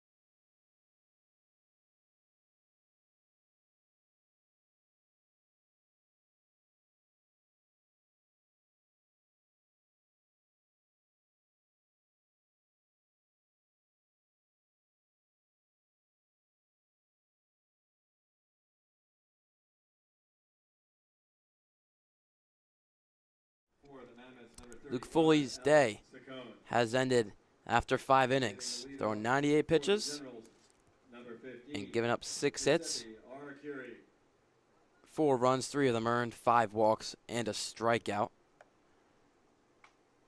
And that will basically be it for his stat line. He cannot earn a winning game as long as we're tied up here. And the first pitch was popped out to Schuler. That was Giuseppe Arcuri hitting for Jackson Wargo for the first out. And we also have a new pitcher, of course, for the Mammoths. If that means Foley's day is done. I would hope so. Yeah, I would hope another guy is on the mound. Yeah, it's going to be Alex Saccone out there. He's pitched over 20 innings. So far, been credited with 2 wins. Has allowed 16 hits and just 6 earned runs while striking out 17 batters for a 2.61 ERA. So solid summer so far for Saccone. And yeah, like you said, looking for possibly the win, possibly the save here for the Mammoths. Here's where the changes are going to come for the Generals. Already had Arcuri hit there, and now it's Lance Albacker. In for his brother. Look at that. I wonder if he'll be playing first. I haven't seen him play first all season.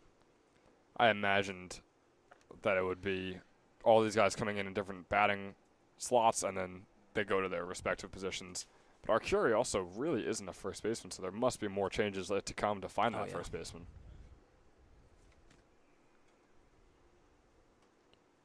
Albacker takes a strike there. It's a 3-1.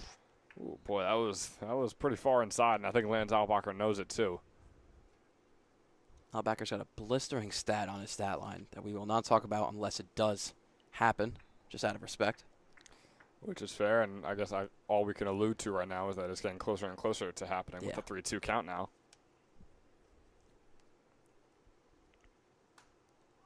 Popped up. Briggs taking a longer run than expected. It was actually in foul territory, but still made the grab for the second out of the inning. Saccone with a good start. 7 pitches, 2 outs. Second baseman, Sean Martinez.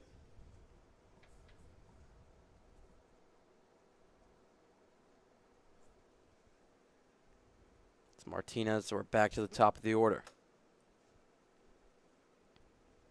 He's 1 for 2 in this game. He fouls off the first pitch.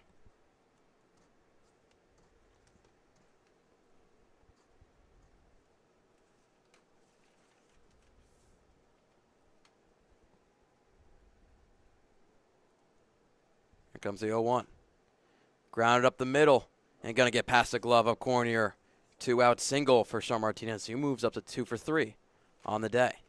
Yeah, Martinez is a guy you hope sees more playing time with St. Peter's in this upcoming spring. He's over a 260 hitter, one of the best hitters on this Generals team, and 2 for 3 today. He's looked really solid.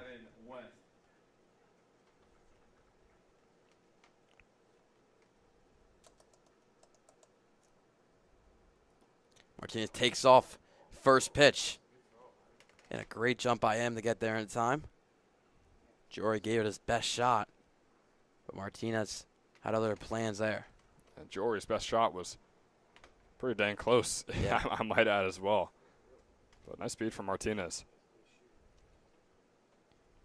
It'll be Maglioza holding him on. Pulled grounder, and Cornier can't get it. Martinez dashing around third to throw to home, and he's way out. An aggressive call from third base coach Coryell, and it does not pay off. Would have been first and third, 2 outs. It's the end of the inning now. We are still tied up at 4 before we go to the 7th inning, this 6th inning. And going into the 7th inning is brought to you by Wildflowers Inn Restaurant. It's located right on the Circle in Pennington, New Jersey, and is one of the best casual dining experiences offered in town.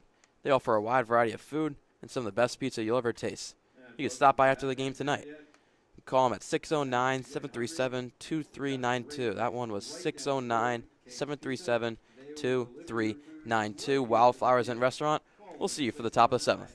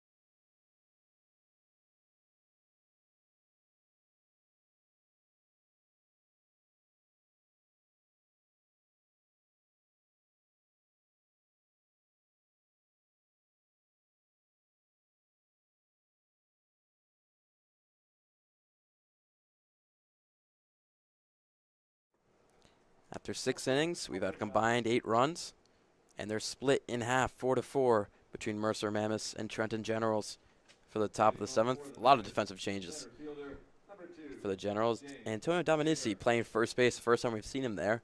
The first time we've seen him in a while. In the lineup, There appears to be Mark Elliott out there in right field as well, Jack.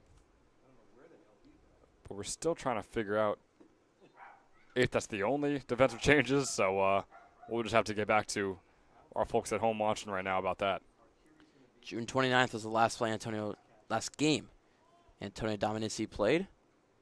It's now July 9th, and Gavin West will catch the pop out for the first inning. For the first out. Number 12, shortstop, Amir Cornier.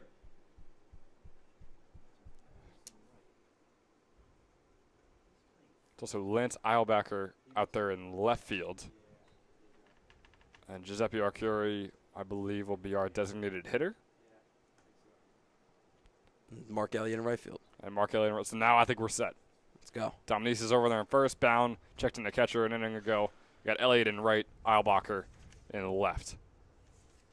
And boy, Burnham is still going. Not many pitches, though. He's only at 40. And another pop out, this one in foul territory. Caught by Dominici. And those help with the pitch count, Jack. He's 4 pitches into this inning with 2 outs. That's a pretty good efficiency rate, I would say, for him to want to try and finish off this game, which I think he absolutely could, like you mentioned. He needs 1 more out here, 7 more outs total, and he's only got 42 pitches. He's kind of known as the long reliever guy for the Generals. He's had a relief appearance where he threw 73 pitches in 4 1/3. That one was against South Jersey.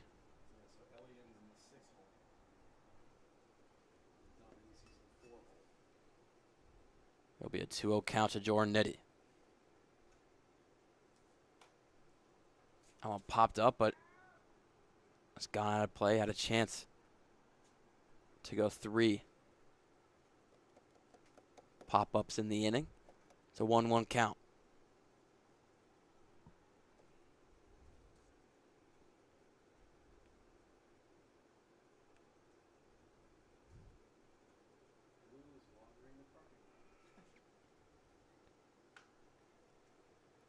That one fly down into left field. Could go to no man's land, but rather not. It's Eilbacher making the catch for the 3rd out.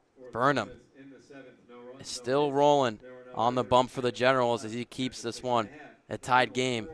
We're going to the 7th inning stretch. Grab your Cracker Jacks and grab your peanuts for the bottom of the 7th.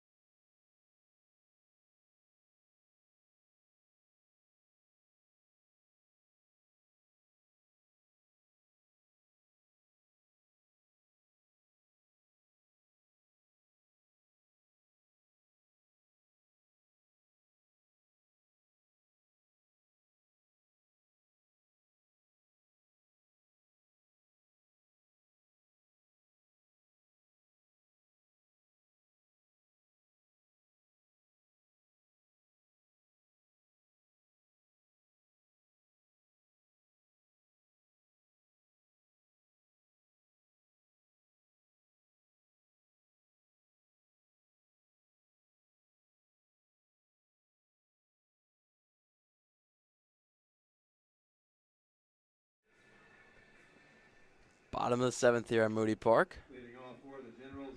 Center Generals fielder, back up to number bat, 2, 3, 4, Tate 5, due up to Clerico. Clerico, Hosdovic, and Kelly. Saccone fired away on the first pitch and missed low.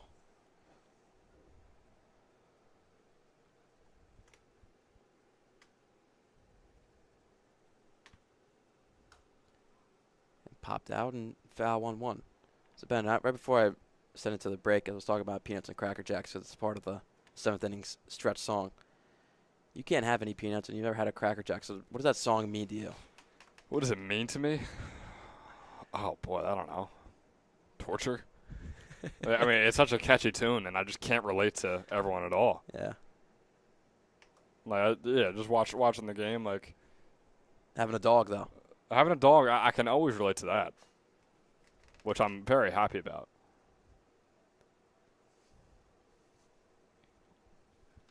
Clerico was able to foul that one off. It wasn't a 1-2 count. It stays a 1-2. But yeah, I mean, it's the same thing as like when rappers talk about making billions of dollars. It's like, well, I don't make billions of dollars. That's how I feel about them singing about Cracker Jacks and peanuts.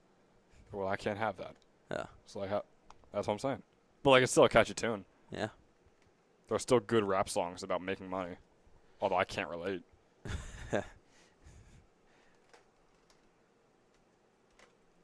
It'll be a 3-2 count now to declare Clerico is 0 for 2 in this game.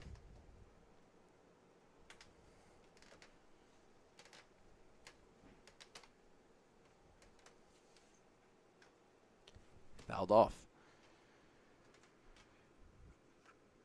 But are you at all surprised that the subs didn't go to somebody like the Clerico and went to somebody like Jackson Wargo, who's 1 for 2 in this game? No, because I think the whole thing with that is they're essentially predetermined, is what I would assume from Coach Coryell before the game. At the end of the day, Summer League is to get guys minutes. Fly out to right field and in foul territory.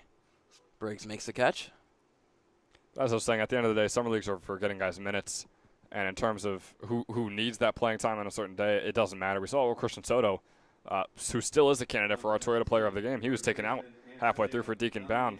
That was obviously predetermined. I don't think that's a coaching decision from Coach Coryell mid-game. And I think it's the same for all these fielding and changes that we're seeing for them right now. Well, Mammoths have stuck to the script. No changes yet for their team.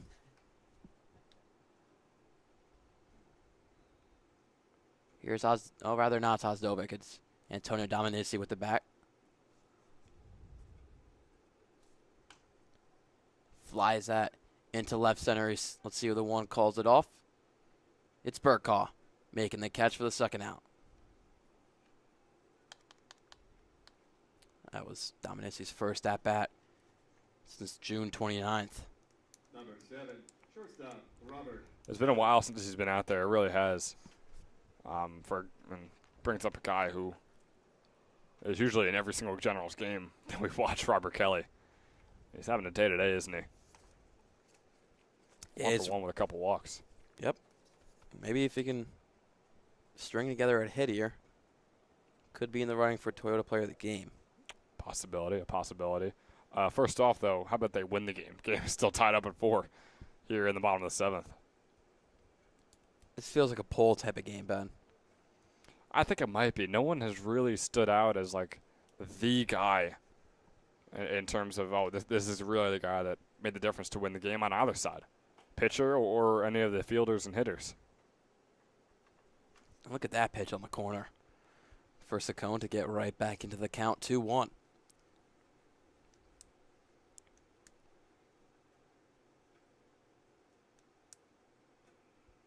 Lights are starting to become more apparent by the minute here at Moody as the sun is setting lower and lower. And Jack, a guy that you could look to as a pitcher, Ryan Burnham, who has pitched nearly 4 innings. He's allowed 2 hits, but no earned runs to his name, as well as 2 strikeouts. So that is a name to also look out for on the Generals. Kelly just cannot get pitched to. His 3rd walk of the game. Number 1, right fielder, Mark Elliott. And that's just tough for him up at the plate to really be thinking, I got to bite at some of these pitches, but I don't know what pitches are going to be near the zone. it's frustrating for him. I mean, being one of the best hitters on the team, knowing that your bat is the difference. And not getting intentionally walked, but just getting walked in general is always a weird feeling for guys like him.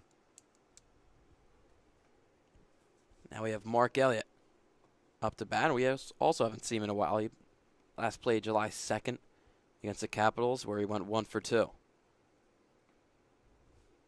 with an RBI.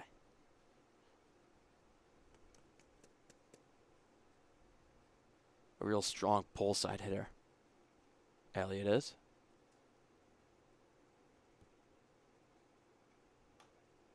Fouls that one off 1-1. So Cone now at 28 pitches. Bulk of it coming in this inning with 17. You were talking about Elliott before. In his past season with Westchester, a 417 hitter for them, but still below 270. And gets Kelly. Throw down a second. And Cornier places down the tag on Kelly. So Elliott will lead off the bottom of the 8th, but we still got to go to the top of the 8th. After 7, we are still tied up. It's all been the consequence of the 4th inning. 4-4 game here going into the top of the 8th.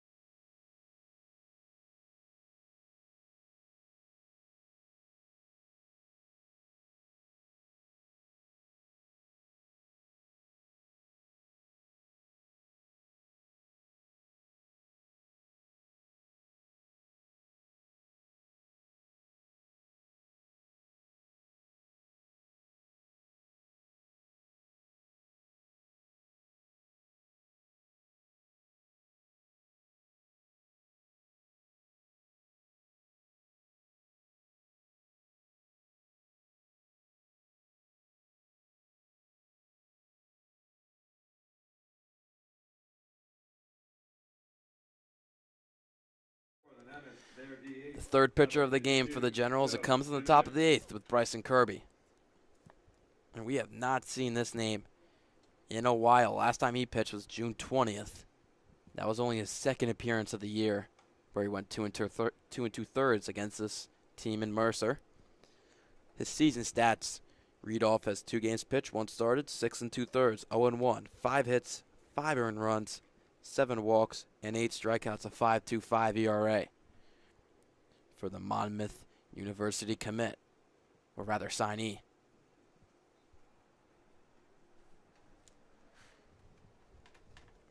Kirby out of Point Pleasant, New Jersey, and at Point Pleasant Borough High School. Not even pitching-wise, but with the bat in his hands, boy, he was solid in his senior season. Over 360 hitter with 17 RBIs and 4 extra base hits as well. We'll see what he could do on the mound. Like Jack said, weeks after his last appearance. He's got a 1-2 to Gmitter as Gmitter. He able to get a piece of it. It's been a very routine day so far for Joe Gmitter. 1 for 3. I mean, I feel like that's what he's been these last 7 or 8 games. And actually, in the last 8 games, he has 7 hits, all spread out across 7 different games.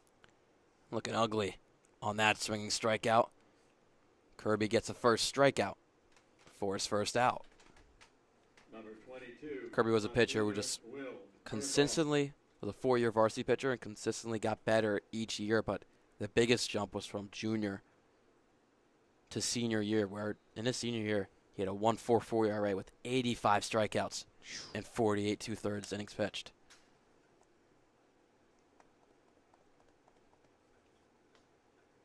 Really the only problem he had pitching wise was his walk total. Junior season had 26 walks, and that raced to 43 in his senior season, but didn't look to have much of an effect on his season. Only had 10 earned runs and 48 pitches, or innings pitched. He's looking solid right now, Jack, against Will Burkaw, who has been a bit cold.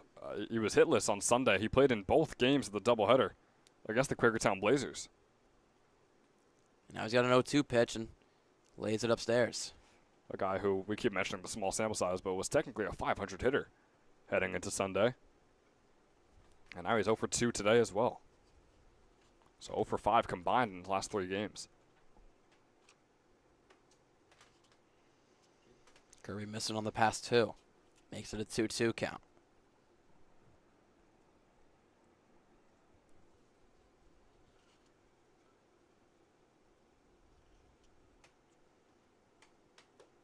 And outside again, works it back to a full.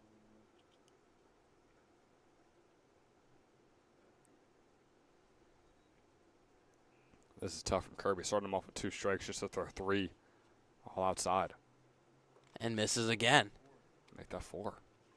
So Burkaw, who's struggled on Sunday, like Ben said, and struggled today, gets a free pass after looking at 2 strikes.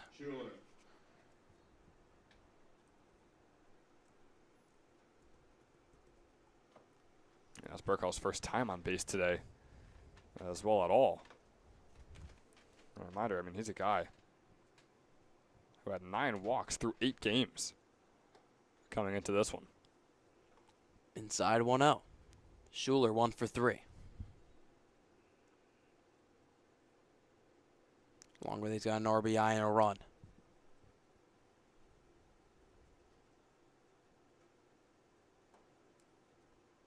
Big hack there. Nothing with it. Yeah, and Schuler's another one, Jack, who's trying to get things going. He's been on a bit of a slump. Past 4 games, he has just 1 hit. Past 2 games, he's been hitless.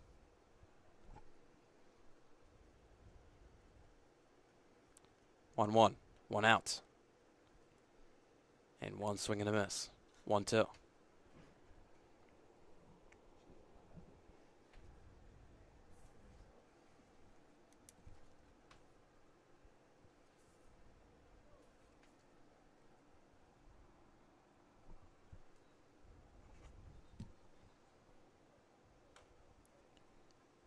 Popped and fell.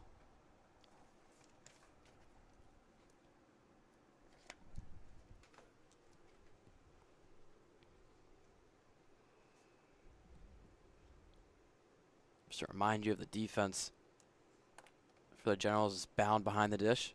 From first to third is Dominici, Martinez, Kelly West, and from right field to left field it's Elliott, DeClerico, and Albacker. After all the changes from Coach Coryell. Burkaw. Couple of jumps on first, didn't take off. And Schuler lays off in the batter's box for a 2-2. Once again, we see Kirby starting off the count with a couple strikes, and now here's Schuler with a 2-2. Kirby's got to find a way to finish off these batters.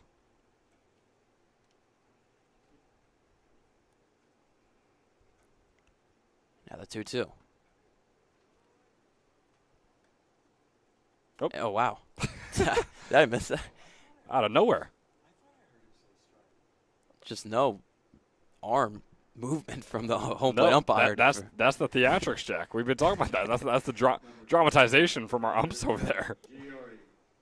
And boy, I mean, the people watching at home have a clear view of that. I mean, he took his time, 5 or 6 seconds after the pitch, to do a quick little arm movement back. Burkaw early jump. And he was 2 steps away from the bag when the ball got in Bound's glove for a stolen base. He really was. I mean, man, he left early. Really risky if Kirby turned around, but I think you could tell that Kirby's I wouldn't say frazzled right now, but not having the greatest start with how he's struggling to finish off some of these at-bats with these 2 strikes. But such a heads-up play by Burkall, and it's so smart to get a man and run in scoring position there. You're at a game that's very knotted up. Doesn't look like any team's going to give up.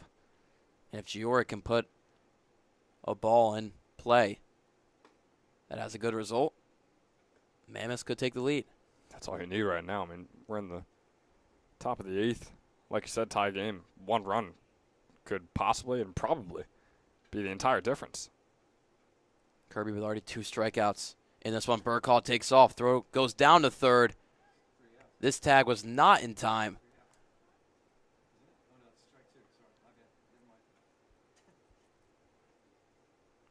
So Burkall gets another stolen base. West was pulled off the bag there, and looks like when he swiped it, Burkall's right hand was already on the bag. And Jack, can we say we're surprised by watching Burkall steal second and then third? I mean, he leads the team in stolen bases despite only playing 8 games coming into this one. He's now got 13 stolen bases in 9. And pass bound. Mammoths take back the lead. They had a huge lead at 4-0. Generals tied it back up. And the Mammoths, which what could be the difference there, with spectacular pitching from both sides up until now. Kirby just sloppy and letting runners on and holding them on, and then the wild pitch there gets Burkall home. And it just shows how pivotal Burkall's base running with those 2 stolen bases was. If he was still at first, I mean, he'd be standing on second right now with nothing much to it, but instead stole 2 bases prior to the wild pitch, and now, like you said, the Mammoths take a lead.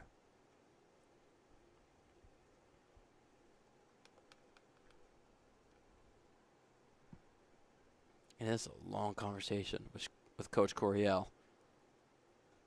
And Kirby inbound. I think he might have just gave him a yelling for just sleeping with Burkall getting in the first and let him go to third, and then a wild pitch. That was just no hitting there by the Mammoths. That was just great base running and getting lucky with the wild pitch. It was, and wild pitches are going to happen, and if that's the sole reason why Coach Coryell went out there, I would say I disagree with that. But yeah, I mean, allowing Burkall to round the bases and go all the way around on his own accord and then finally come home off of the wild pitch, sure, that is definitely something to have a mound visit about and talk to your pitcher. Kirby again flirting with another strikeout. He's already got 2 in this inning, but misses. And Giori, who was 0 for 3 in this game, finally touches first base for the first time today. Yeah, and the worst part is you had 2 outs with Burkall over there on first, and somehow it came all the way around. This inning still isn't, or the top of the inning still isn't over. You got another walk right there.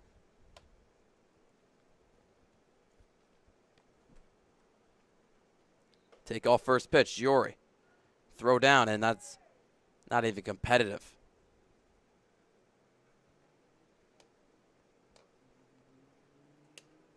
You got to think it's Kirby, and the way he's just not holding on runners well.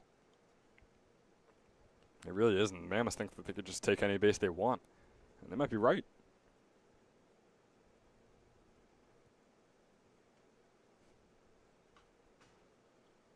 Fouled off by Briggs, 1-1.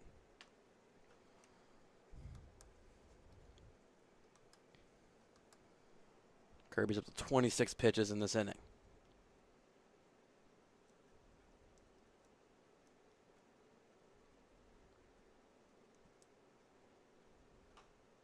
And fouled off again, 1-2. So after Coach Coryell took out Ryan Burnham, who was nothing but on fire on the mound for the Generals, the decision has not paid off, with Mammoths getting a run, and they still have a man in scoring position, but a 1-2 count.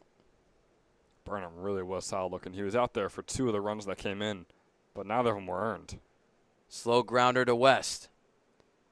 And he's going to actually run down Giora, and they're in a pickle now. The tag is made by Martinez with the smart play, and Generals get the 3rd out.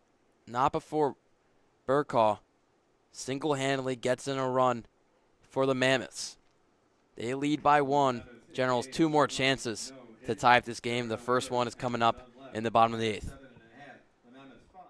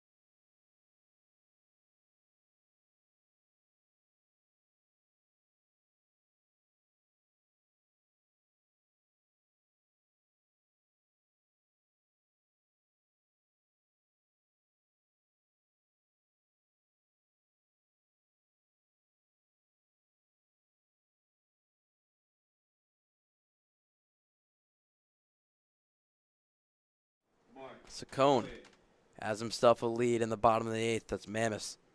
Ticked on 1 run. It's Mark Elliott leading off the bottom of the 8th. Takes the first pitch for a called strike. It's Elliott, Bound, and Arcuri due up in this inning. 7-8-9. 0-1 is painted on that outside corner. 0-2. Nice way to start, too. I know Elliott's in the 6th hole, but he was a sub in. He's a 265 hitter. Usually we see him among the first 3 whenever he starts the game.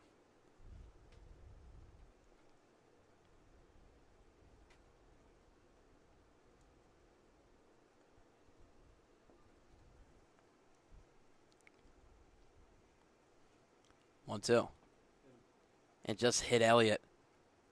Like either on the knee or the shin. He's got to take a second to walk it off and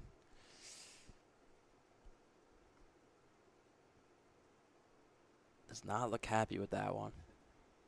Yeah, I've seen the trend that batters usually aren't ecstatic when getting hit by a 85, 90, 95 mile per hour fastball from the pitcher. I wonder why. 17.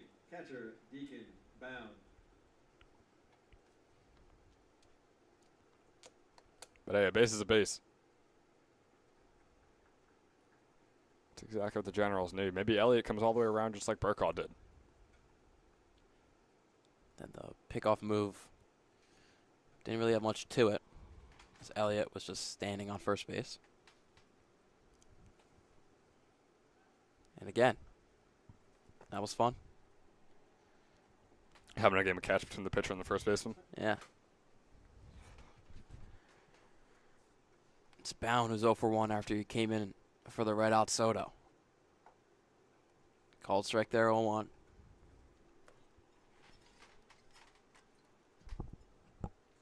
Saccone has held it a tie game for the Mammoths, and then now is trying to hold the lead. Does not start off this inning well, as he's got Speedy Elliott on first base in a 1-1 count to Bound.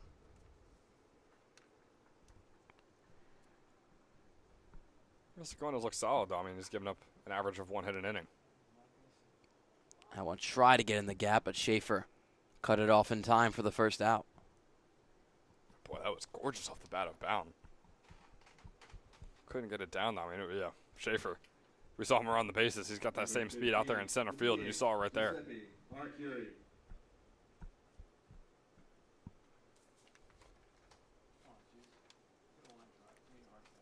Arcuri was retired in his first at-bat. He takes the first pitch for a strike. Boy, it's almost like these hitters predetermine if they're going to swing on the first pitch or not. Every single time it's been a called strike. Elliott really reluctant to run. It's not going to be an 0-2 count. Jory did get a called stealing to start off the game for the Mammoths. Yeah, and Elliott only 3 stolen bases in the 13 games he's appeared in. He can get there, but not often. Throw go to second and pump fake to first. Still the out is made at second for now. 2 outs, man on first. And I got to say, despite Elliott being out over there on second, I love the sportsmanship. I don't think it was by accident. It looked like on purpose he slid in and stopped himself short of the bags as to not run into the legs of corner over there on second, which is really a veteran move. We see him a senior over there at Westchester. He's seen a lot of baseball, and I'm sure he's seen a lot of injuries as well. Yeah, we're not in the, College World Series here where you're trying to win some games here. In the Summer League where you're trying to show where your talents are really are, and there's no point in injuring other players. Exactly. Yeah, no one's going to recognize your talents because you hustled over to second base where you still would have gotten out based on the throw.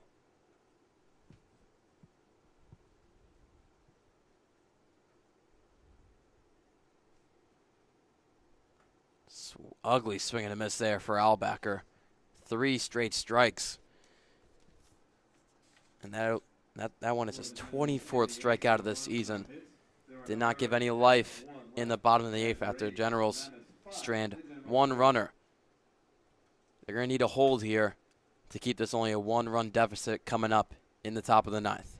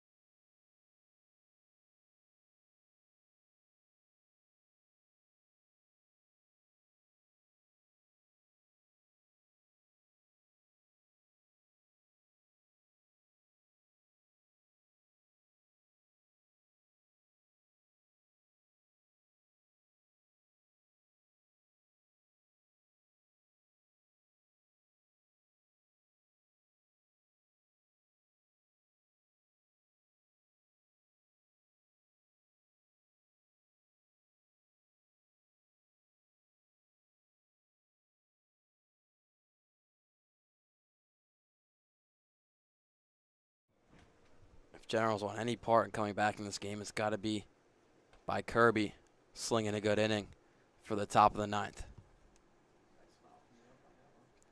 It's 9-1-2 due up for the Mammoths. It's Maglioso leading it off. Takes another one outside 2-0. It's Jack Kemler here with you with Ben Chadwick here on Jersey Baseball Nation. For now, what is scheduled to be the last inning. That one ripped down to center field, and the catch is not made by DeClerico. Took a bad read on it, and Maglioso sticks on second. Should be called as a double. It will be. It's a standing double for Maglioso as he tries to get his Mammoths some insurance. And a great way for Maglioso to start getting himself involved in this game. On just his third at bat, gets the first hit on the day. And that's big. And Jack, I mean, we're searching for someone to give the Toyota Player of the Game to, and that one swing of the bat from Maglioso right there might have, or possibly done it for him. I think a poll for our viewers is worth doing with how tight this race is. And can Schaefer drive him in? Still a lot of bats behind him, especially the big one in Cornier. Schaefer's 1 for 4 this game. Can he improve on that stat line? Looks at a good breaking pitch. 1-1. Sorry, 2-1.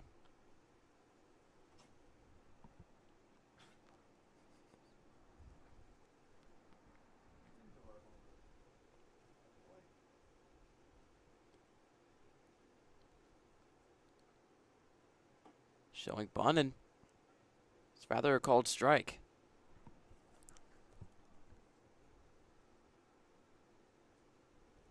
Schaefer, I mean, that's one of your best bats. I understand you want to get the runner over to third, but for me, I would rather him go full swing here and just see what happens. Even a fly out could possibly be a sac fly.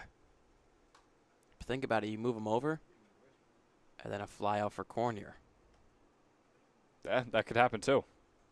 And again, they have the lead, so regardless, it's not like they desperately need a run, but the insurance is definitely needed. The difference between 1 and 2 runs is insanity in one inning in a bottom of the ninth. 1 run can come in with no momentum. We saw Will Burkhalter do it before, but 2 runs means you got to get something going, which it can be tough to do.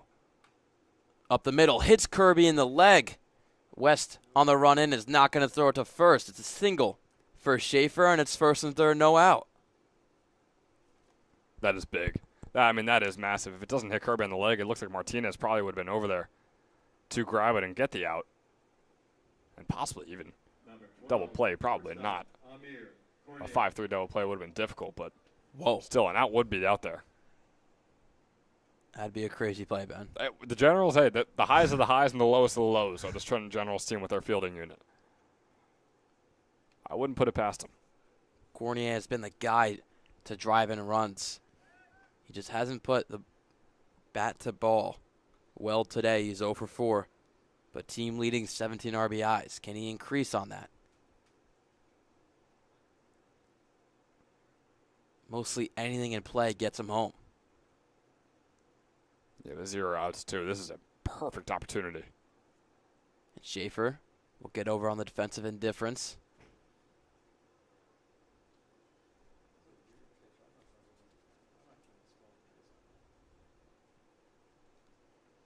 Kirby again struggling. Can he find his way out? 1-0. Leaves it up high 2-0.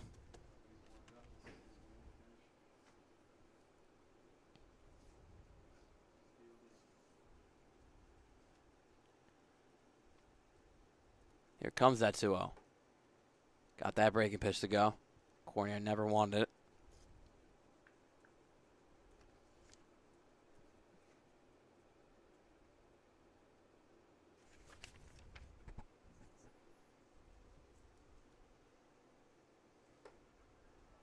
And up high, 3-1.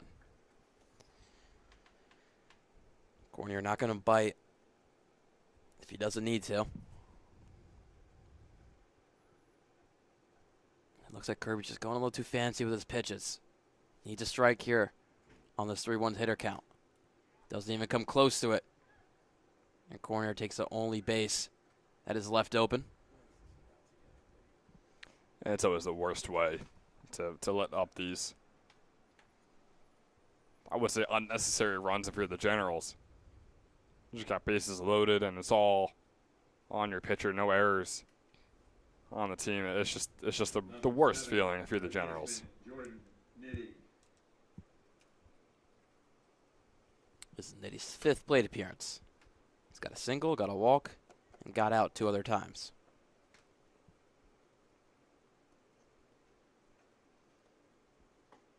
With the bases loaded, Generals will take the decision to go infield fully in and lose the chance at a double play.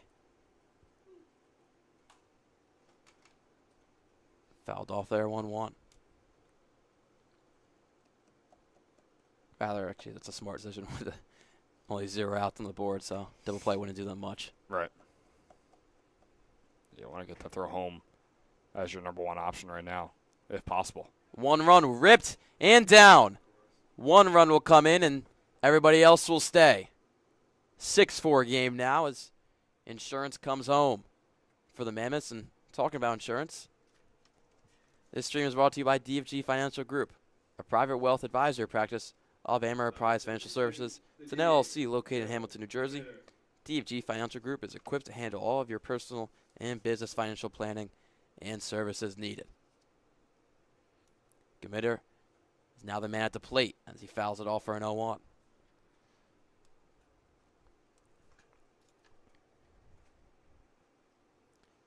So Mammoths now have a comfortable lead at 2.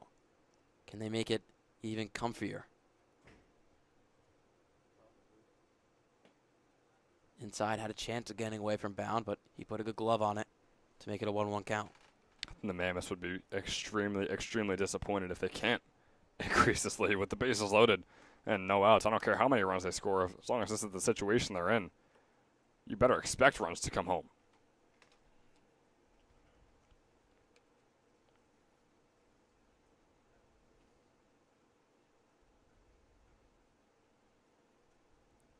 One-two to Gmitter.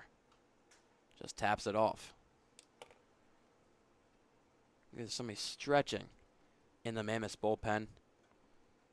Cohen has had himself a relief appearance. Only getting 2 hits and a walk in his 3 innings so far. And has only 41 pitches, so we'll see if he trots out for the bottom of the 9th. Right now, we still have no outs with bases loaded. 1-2 again. Puts a handle on it, and it's going to get down as well.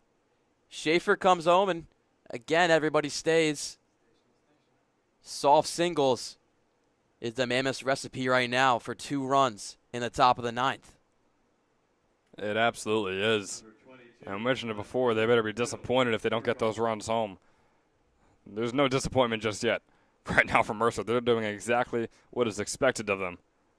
And this could start getting out of hand real soon, Jack. And Burkall rips one, goes to Martinez. He goes home. They get the out at first. Or sorry, rather home. They try to throw it to first, but it was pump faked. They finally get an out on the board without a run coming home. Still bases loaded. It's a smart play to prevent the out. A double play could have been made there. I guess an argument could be made what's more valuable, getting 2 outs or getting the 8th run out. And I guess they decided that throwing home was more up their alley. Huge hack there by Schuler, who has a chance to just blow this game right open. And still with just 1 out on the board, bases loaded, you still expect at least 1 more run to come in. Pop sky high. This is going to be a tough catch. And over the shoulder is made by Martinez, tracking all the way down to the first base line for the 2nd out. And that's big. That is exactly what the Generals need right there. I understand they're down by 3, which is still gettable. By not having that one fly way out and advancing the runners, including Nitty over there on 3rd back to home, is big. Giori has not had himself a day at the plate.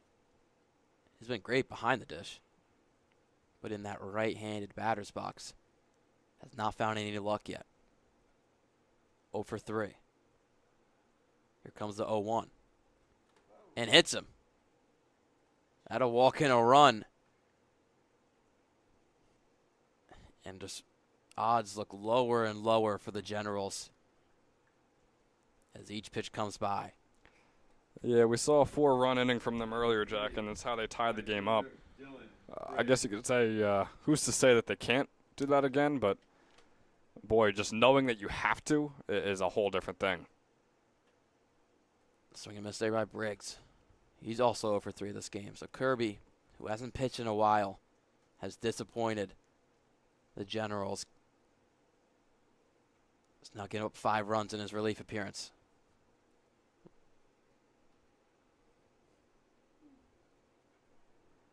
Slightly wrong, only 4 runs he's given up, but that's now a 4-run lead for the Mammoths. Up high, 2-1.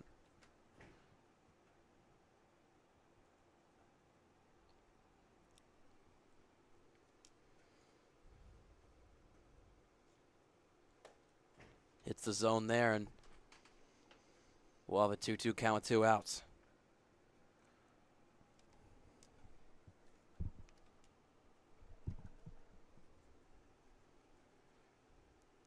Still bases loaded. Mammoths lead by 4. Kirby trying to get out of it. 2-2. Swing and a miss there. Able to end off the inning on a high note. But not before a lot of bleeding was allowed. Mammoths get 4. Generals are going to need everything in them to string together a comeback as they're down by 4. Make sure to vote on our poll in this break going into the bottom of the 9th of who will be the Toyota player of the game. We'll see you there for the bottom of the 9th.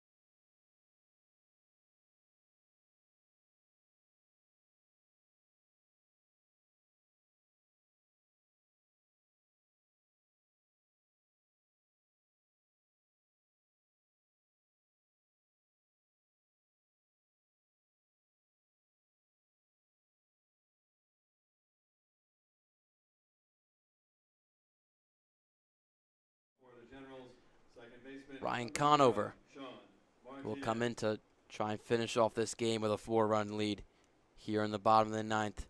Jack coming here with you, Ben Chadwick on Jersey Baseball Nation for a beautiful Tuesday night baseball here at Moody Park.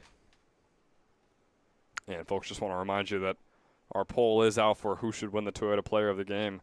It's between the pitcher Alex Saccone, who was just taken out, or Jordan Nitty. So those will be your 2 options. Saccone, the pitcher, who on his day today pitched 3 innings, allowed 2 hits and no earned runs, with a strikeout as well to his name. Or there's Jordan Nitty, who so far is 2 for 4, has an RBI to his name. He's walked once and also has come home himself with 2 runs of his own. So those are your 2 options. We highly recommend you vote to help us figure out who to interview after this game's all said and done. Martinez puts that one foul down the first base line. He'll have himself a 0-2 count. So Ryan Conover has been just kind of a late inning guy. He's pitched a ton of games this season.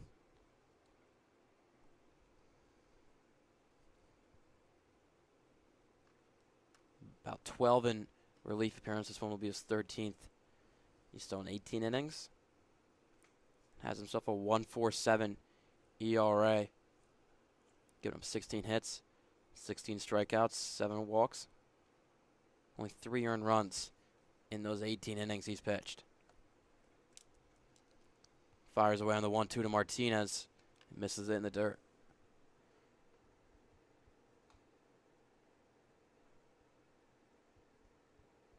Ryan Conover got the save in the All-Star game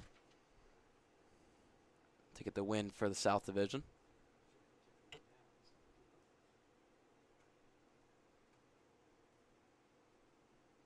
Misses on that one, 3-2 now. It's a pretty cool moment when he got the save when he was pitching to his longtime friend, Brady Meskill.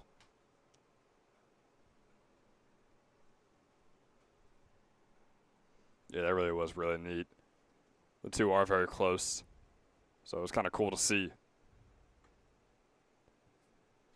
That'd be the way that the All-Star game ended, with Conover getting him out. Number 13, third baseman. It's a tough way to start off the inning for Conover as he walks Martinez, but it's not the worst in the world with how Martinez has been hitting the ball today. He gets on for the 3rd time. This could really show and tell if Generals are going to have an inning here, or it might just be put to dead. As Gavin West is going to need another hit, which he's got a couple today, 2 for 4. Can he start a rally?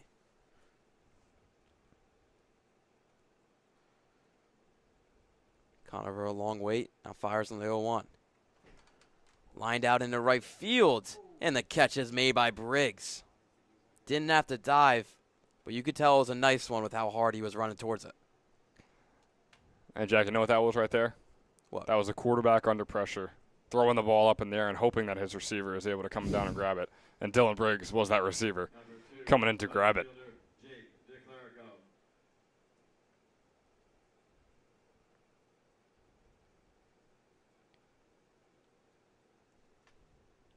So line out to right field. And it's DeClerico, has not had any luck at the plate so far. 0 for 3 and fouls off the first pitch.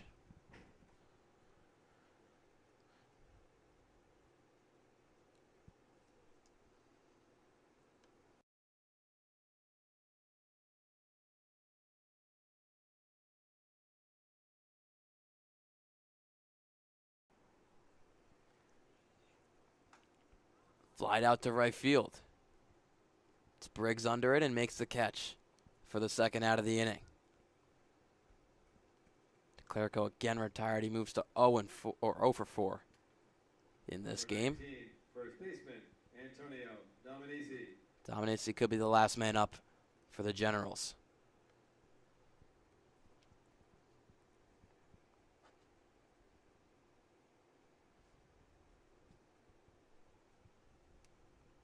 So far, we got 3 votes in for our Toyota Player of the Game. All 3 going to Jordan Nitty, the 3rd baseman for the Mammoths.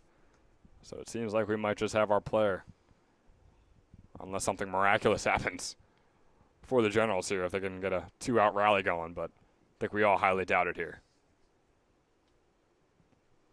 It'll be an 0-1 to Dominici. Martinez staying place at first. He's not going to play around with running down, especially when you're down by 4.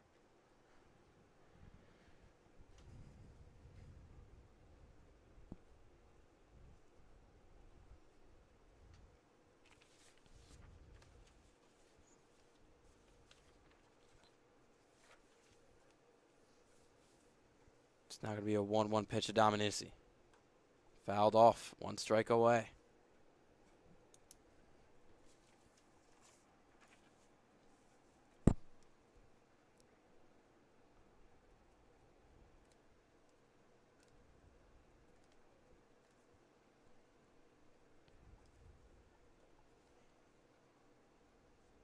One, two.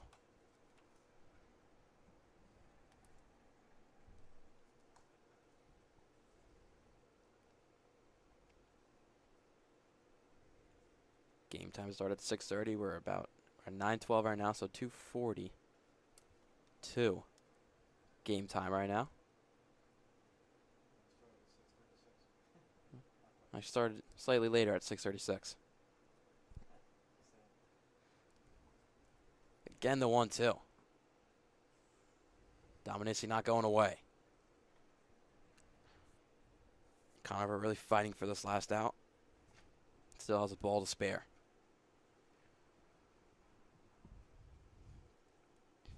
No changes for Mercer all day. I've stuck to the same chalk lineup since the first inning. That one just softly hit down the third base line. The play is made by Nitty to end off the game. Puts the exclamation point on the 8-4 win. The Mammoths with a surge in the last 2 innings hitting, and the back half of pitching from Conover and Saccone is the story of the 8-4 win for Mercer. And what an exclamation point you said to the game, and for Jordan Nitty's performance as well, your Toyota player of the game, making the play on the very final out. Hopped off the third base as well, and he was still able to make the throw over to first, and that is a big way for the Mammoths to grab their 15th win on the season. And that win, along with the Capitals losing in extra innings to the Kings, means we're tied up in the South Division. It was coming into this game that the Generals could have cut down the lead to the Mammoths because they have 2 games against them this week, but all the Mammoths worry about now is taking over that top spot. They moved to 15-12 on the season, and now they got a big one on Thursday, along with the Capitals against the Kings. We'll see what happens there. And Ben, who is our Toyota player of the game? Your player of the game, if I didn't catch me, just mention it right there, is going to be Jordan Nitty. He went 2 for 4 today. He walked once, has an RBI to his name, and also came home on 2 runs. A solid outing for Jordan Nitty, and solid enough to stand out amongst the rest to be your Toyota player of the game here in this Tuesday night action of ECCBL. And that'll do it for us here at Moody Park. Mammoths win this one 8-4. We will see you Thursday night for the same exact matchup. So for Ben Chadwick and me, Jack Kemmler, have a good night.